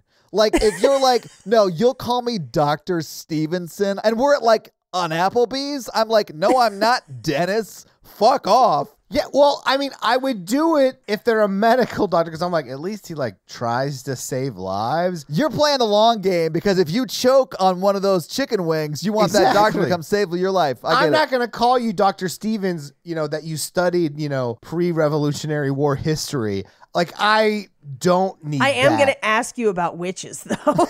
Yeah. Tell me all about the witches, doctor. Anyway, so we cut to her shop, and she's talking to a guy who I think is trying to put dick oil in his hair. It's confusing. I was very confused by when she said, remember where to apply it, or whatever she says, and he's like, oh, okay. Like, is he going to, like, put it on his junk? Like, I don't understand. Does he have dandruff in his man bush? It could happen, I get. Just save it at that mandruff? point. Mandruff. Anyway, he leaves. You got to butter it up. Cocoa butter. Cocoa butter is lovely. And slippery. It's not a lubricant. Coconut oil you can use as a lubricant. Cocoa butter is a different thing. I like my sex gritty and real. Oh, God. Oh, that's why he only no. fucks missionary on the beach. Oh, jeez. Ow. Hey, honey, should I put it in a blanket? Don't you dare. What are you, soft? I'm going to sandblast that beaver. Oh, this is so awful.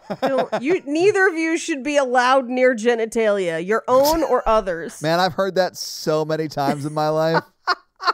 I just really like the term genitalia.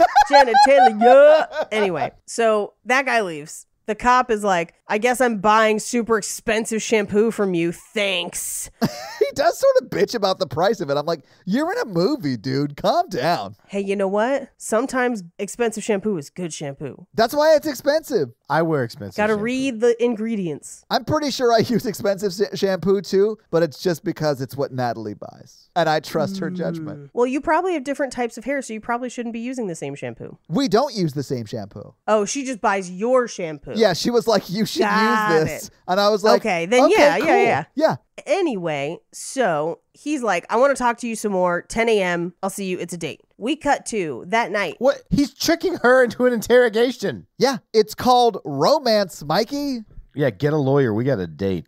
Get a lawyer. I need to drink one of your potions so we can get spells deep. How deep is spells deep? As deep as you want it to be. As long as you have the right intention. The core of my wand is penis.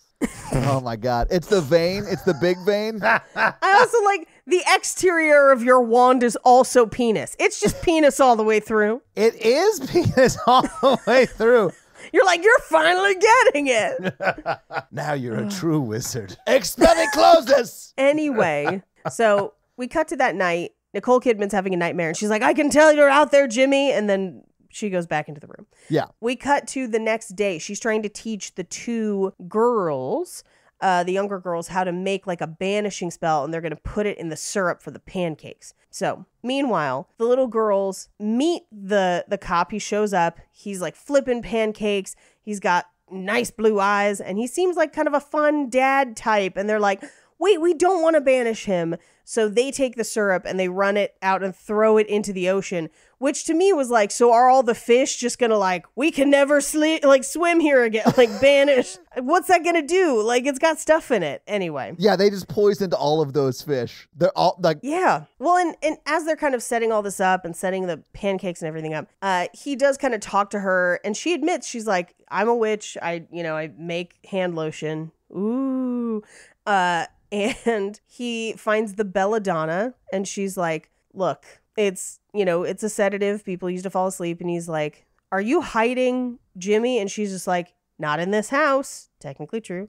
He's like, did you kill him? And she goes, oh yeah, a couple of times. which is the truth. She did kill him twice. She did kill him twice. Yeah. She did kill him twice. So she sets the table. It's all kind of happy and fun. And she actually seems happy, for him. And she like tucks a napkin into his like exposed chest hair and shit. It was like they were already dating, but like there was no chemistry between them. Yeah, there's no establishing for that. We needed more time with them for the investment that we make in them later. Yeah. But this movie's trying to do so much at once that we don't get enough time for anything to really kind of build that up. That's probably why there's multiple books. I almost think this like should have been more than one movie somehow. Like, Yeah. I don't know, but like, Or just pick one story or that's just pick self-contained. one story Yeah. and cut this one out, whatever. Yeah. Anyway, as the girls are running back from throwing the syrup into the ocean, a frog appears and burps out Jimmy's ring. And he's like, what the fuck? Get a lawyer. What was in that syrup? I'm fucking leaving. So he leaves. And then Sandra Bullock is like, fuck all of you. I feel like I need to tell him the truth. I need to do what's right for me. I need to go. So she runs after him. Meanwhile, Nicole Kidman is immediately in pain as soon as she leaves. Yeah. Like her side or something. Yeah. So she catches up to the cop and she's like, it was Jimmy's ring. I don't want a lawyer. Like, let's talk. And Yeah. he's like, okay. So he takes her back to his hotel where He's like, why don't we go back to mine and I'll pull out a tape recorder and we'll get some evidence. started. Yeah. Yes. And he's got evidence photos all along the bed and everything. So she basically, and she refuses to sit down, but she's just kind of walking around and she's like, I think he's haunting us. Why did you read my letter? Like, what evidence did you get from the letter? And he's Yeah. like, did you kill him? And she says, Jillian didn't kill anybody. And he says, did you? And continues to ask her. And she says, if I told you you did, what would you do? Like, would you be sad that the world has lost a man like Jimmy, who clearly was a terrible person? Yeah. And he's like, well, he has to be held accountable. And she's like, oh, he has been punished. Like, Yeah. rest assured. Do you really care that there's one less of those in the world? And he pauses the tape recorder and says, I want you to get a lawyer before we go any further. And she's like, I want to go all the way further.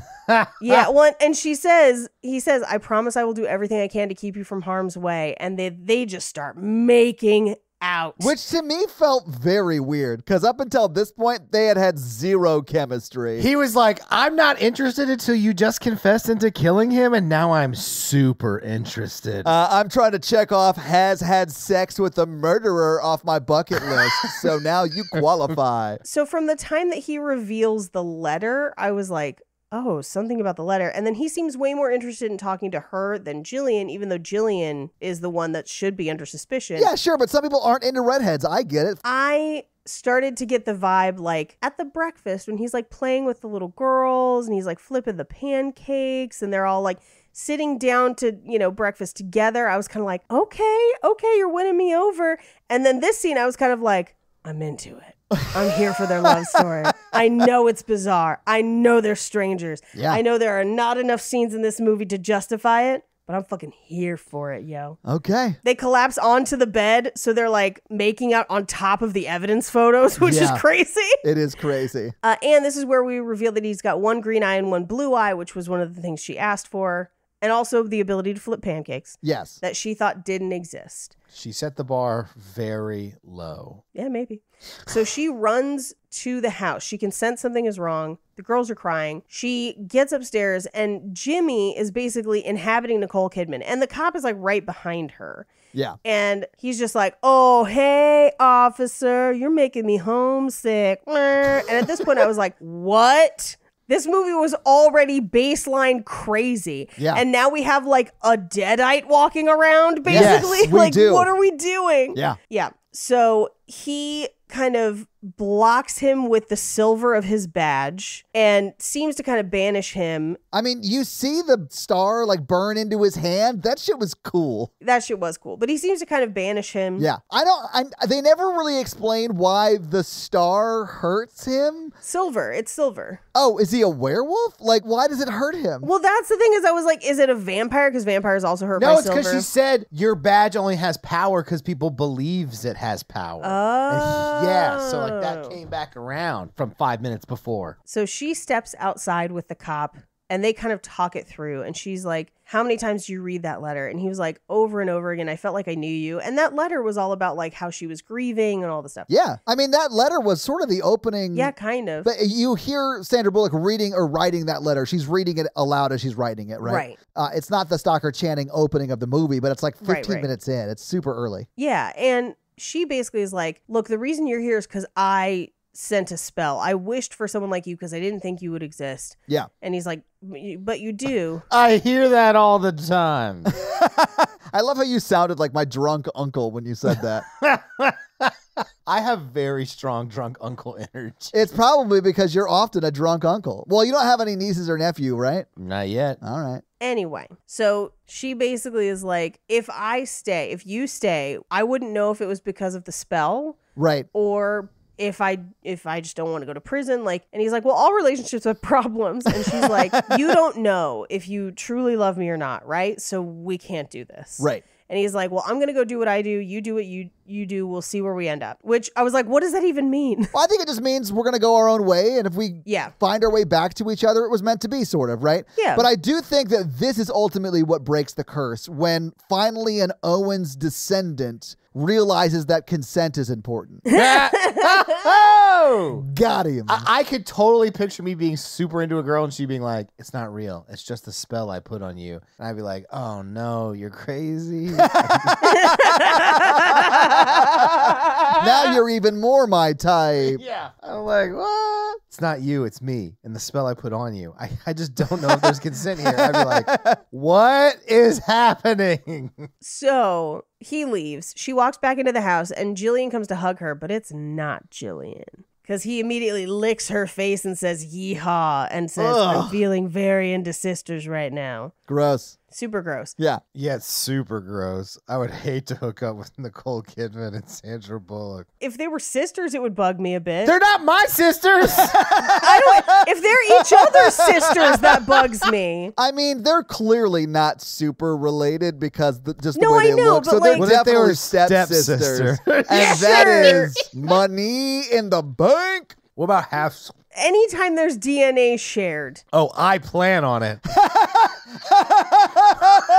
Oh my God. Oh my God. We can't. We have been recording for almost 2.5 hours. We have, yeah. Fine. Okay, I'll drop it. I like that this is the line. Anyway. Just skip to the end. The movie's really weird. Anyway, We're close. We're close. she knocks her unconscious. She knocks Jillian unconscious. The aunts come home and they're like, oh, we're too late. She's unconscious. But she basically is like, here's what's going on. So they tie her to a chair and they're like, we've got to get a whole coven of people together. So she activates the phone tree. And all of these women who previously were like, she's a bitch and she gave us smallpox or whatever. Like all of those women are like, sure, I'll come over. And one of them comes over with a dirt devil instead of a broom, which I found hysterical. It was very funny. It was very of the 90s too. Like Very. At one point, they like push the chair that Nicole Kidman is in, and there's a bunch of frogs under it, and I hated that. And then they had to dump a bag of frogs out, and I didn't like that either. it is sort of like slimy, froggy, and gross. Yeah. Well, and here's the thing. I don't mind like one frog. No, you kiss them, they become your prince, everyone's happy, let's move on. Yeah, absolutely. Yeah. But multiple That's Jake and I's frogs? first date, but like multiple frogs. No, you can't kiss multiple frogs. What if those frogs were sisters? Step frogs, Mikey. They're step frogs. Rib Dutch. For her pleasure.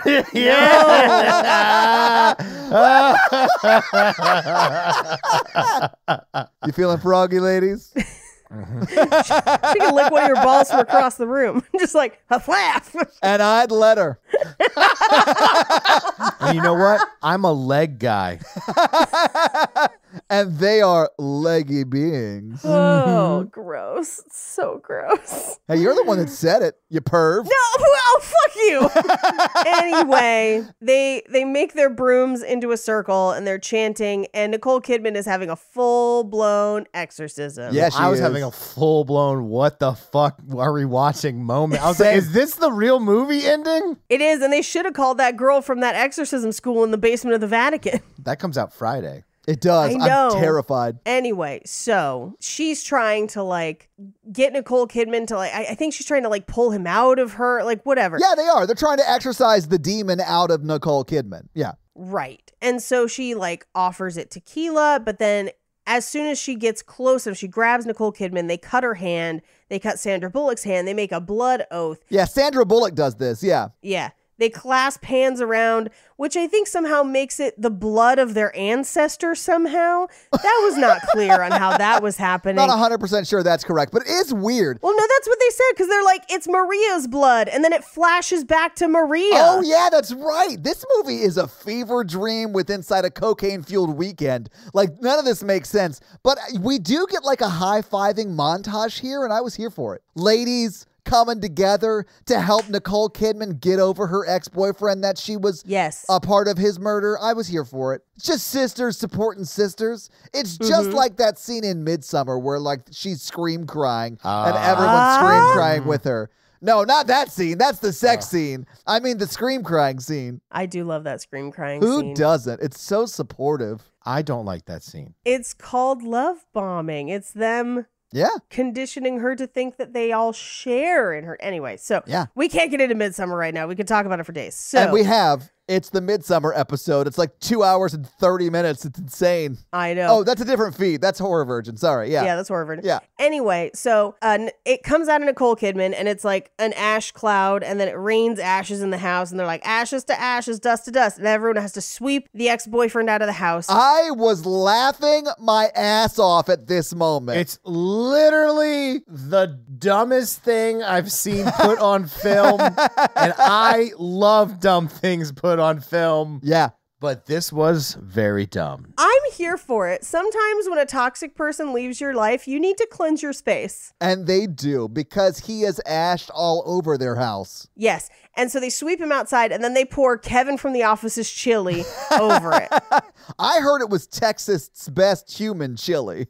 Best human chili. Yeah. Not to be confused with cow or pig chili. No. Human chili. Yeah. Anyway, we got to later. She gets a package from Arizona that has his ring in it, which is definitely evidence, and they definitely wouldn't give her, but whatever. Oh, I think he Okay, so the letter says Yes. we found some of his belongings in a fire, so it's assumed that he burned up in the fire. I think he took that ring, committed arson somewhere, and put that ring there to clear her name. Or just planted it at another fire that somewhere. also Yeah. could be. With yeah. an unhoused person's... Yeah. He killed an unhoused person and put that ring on it. Maybe he just torched that car. Anyway, basically to be like, y'all are off the hook. Yeah. I killed this unhoused individual and staged a murder of, your ex-boyfriend, quote unquote, or whatever. So the implication... Oh, you think Sandra B has not already put out for this guy? Well, it goes beyond that when you cover up a murder for somebody. You know what I'm saying? I mean, we don't see it, and it doesn't really fit in the timeline, but like, I hope she did get some Sandy B. Yeah. Get some Sandy V with Mikey on the beach, missionary. Anyway, she's contemplating a maple leaf and lets it float away, which I guess the leaf tells him to visit. I don't know, but he shows He's up. Canadian, and so is she. So, like, you know how Canadians can speak through maple leaves, right? Spread that rumor. Yeah. Yeah. Stir that rumor into your life. Little Spoon!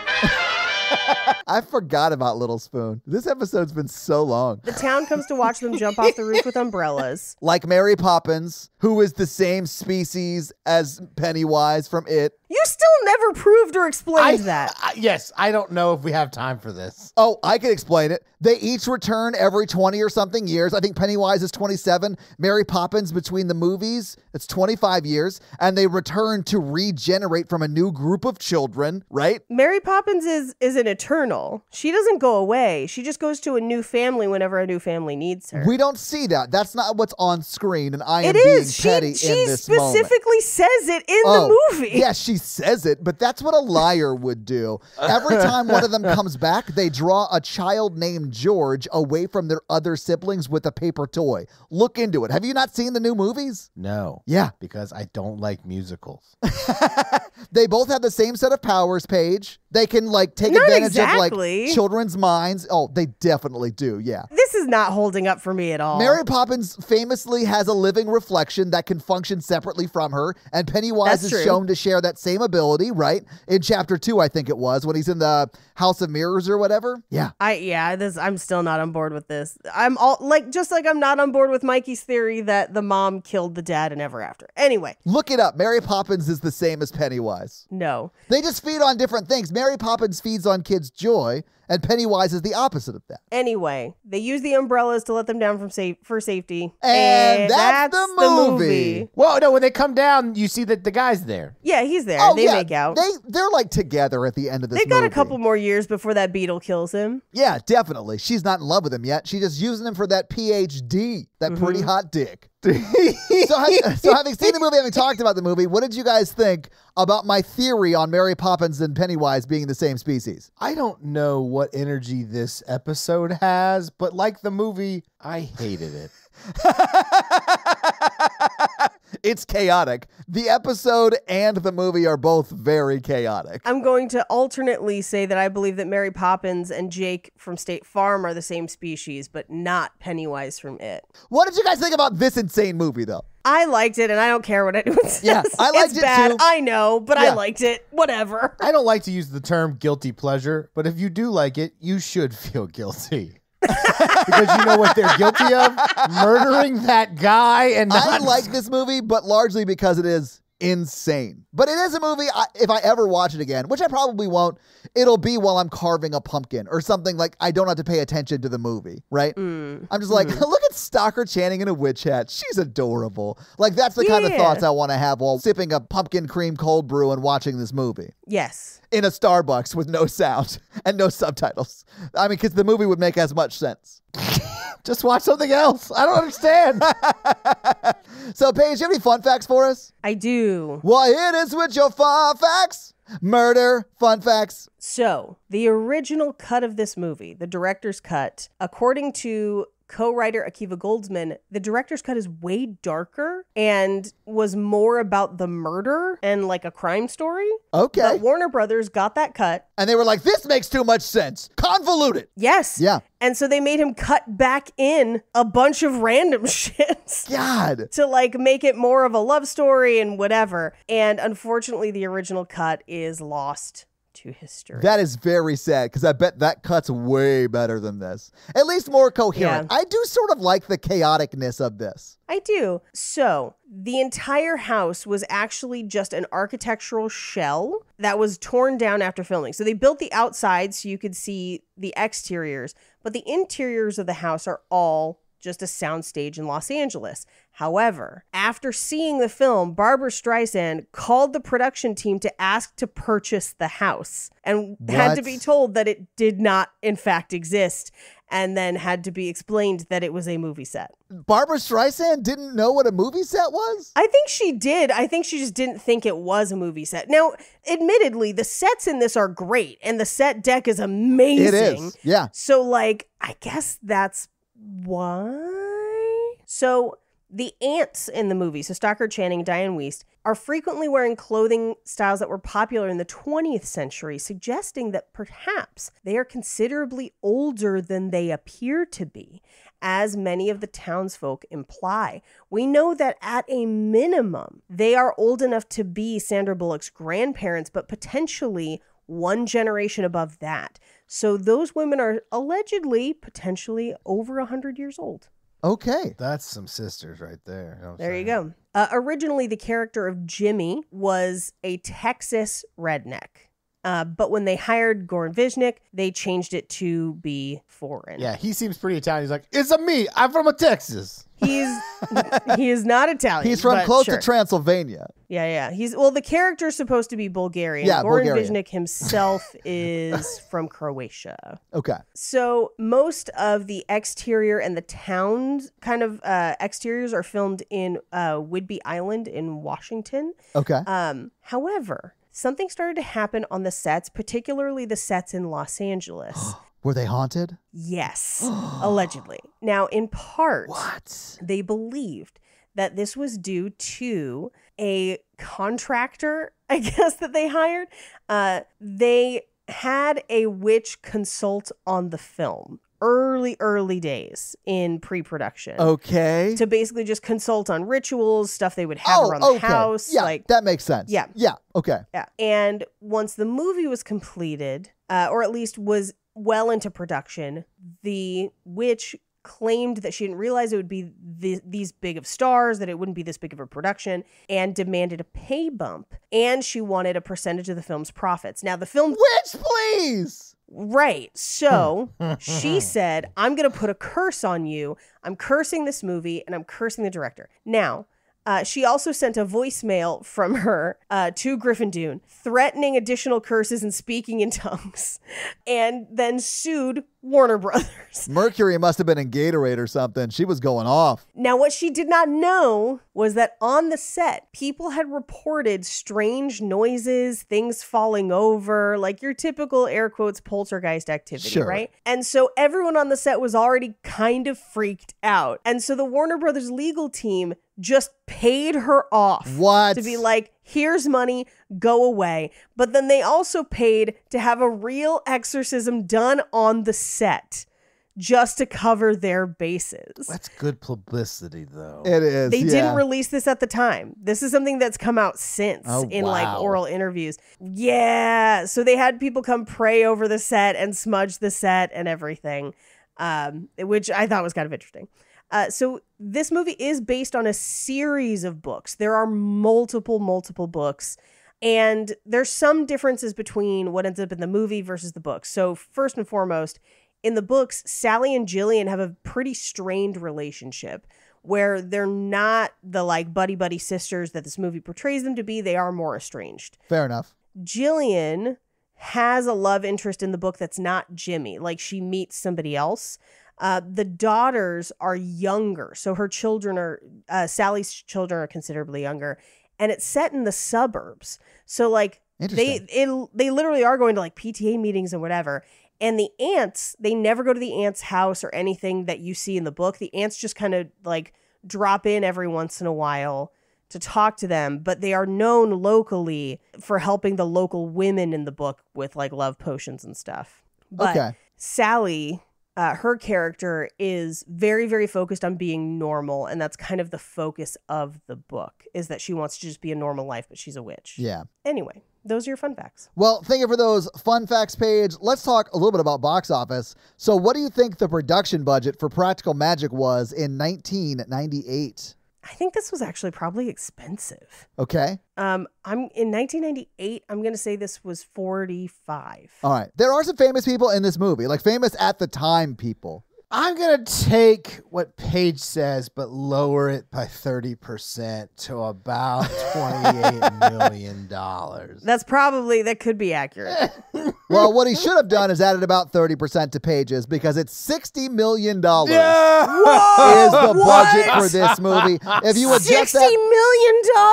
Yes, if you adjust that for inflation to today's dollars, so 98 to 2022, that's $109.2 million to make this movie if we made it today.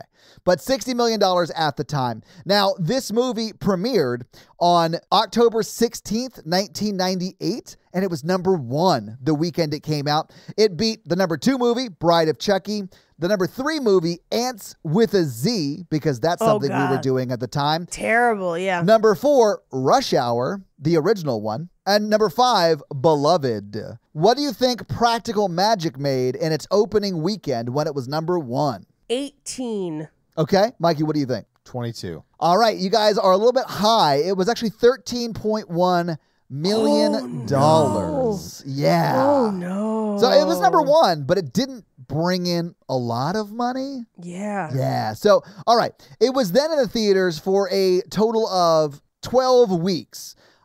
And it was never number 1 again. It did stay in the top 5 for the first 3 weeks, though. So, but what do you think it made in its what do you think it made in its domestic box office run? I'm going to say 30. Okay, Mikey, what do you think it made? Oh, I think it made like 70. Okay. It made $46.8 million. It then went on to make another $21.4 million in the international market, which put it at $68.3 million. So just barely above its budget. And if you adjust that for today's dollars, that's like around $124.4 million today. I doubt it actually made a lot of money because they had to pay to promote it, but I bet it's also made plenty of money in like the home market and like TV and streaming stuff. And so I bet it's made money by this point, but it certainly wasn't a hit at the time. Right. People loved it. People love it now. Yeah, I don't think they loved it when it was in theaters. So that is your box office. Mikey, do you want to hit him with that romance scale? Yeah, the romance scale is how romantic we found the film today when we watched it. It's a scale of 1 to 10. Paige. 1. Yeah. Todd. This is not a romantic movie, so I have to default it to 1. As much as the guy was kind of working for me, I needed more. I needed more story. I needed more of them together if you wanted this to truly be a romantic interest in the movie. Yeah, it really is. They kiss twice when it feels like they absolutely should not. Yeah. And there's zero chemistry between them. So no, there is no romance in this movie. I also give it a 1, and that's our romance scale. So Mikey, you picked Practical Magic for this week, and next week it's my turn.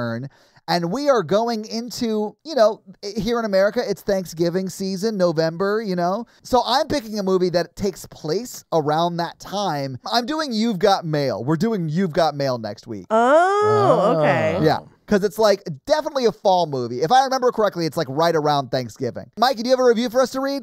I do. So Mikey, whose review are you going to read this week?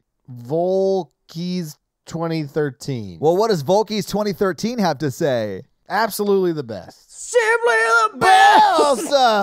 My husband recommended I listen to this pod Is that a good thing? That's a good thing, right? because I was looking for something besides true crime to listen to. Oh, okay. I will say, this podcast has nothing to do with true crime, but like we have some true crime energy. I could see that, especially Paige and me. What does that mean? That I know that Paige and I watch a lot of true crime documentaries, and I don't really know if you know how to dispose of a dead body. I will hide your body so well they'll never know you're missing. Yeah. Oh my God.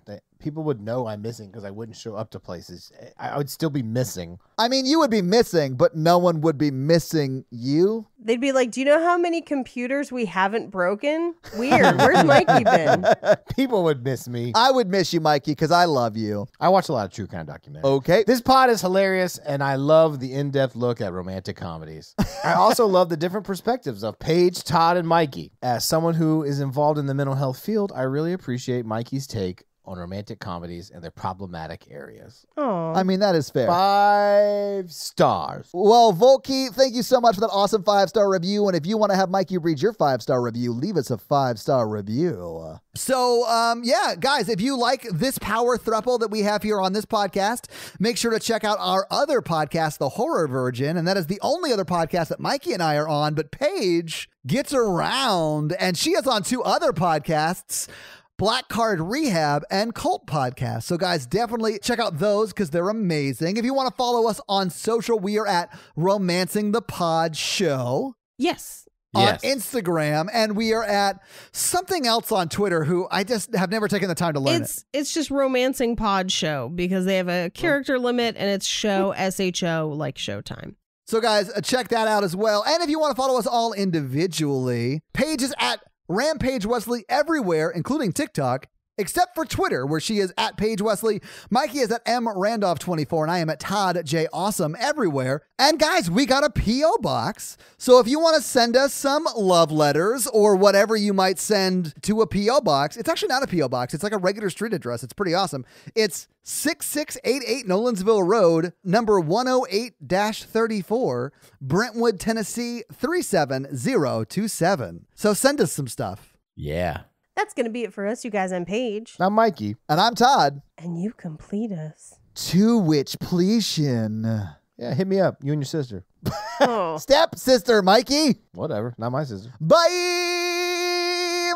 Not Mikey's sisters, nerds. Mikey, do you have any sisters? No. Do you think I would talk like this if I had sisters? No. I'm surprised you talk like this because I know your mom. I know your mom. Biblically. Bye. See you next Monday. Next Thursday. Shit, whatever. Whatever pod. Whatever. Yeah. La, la,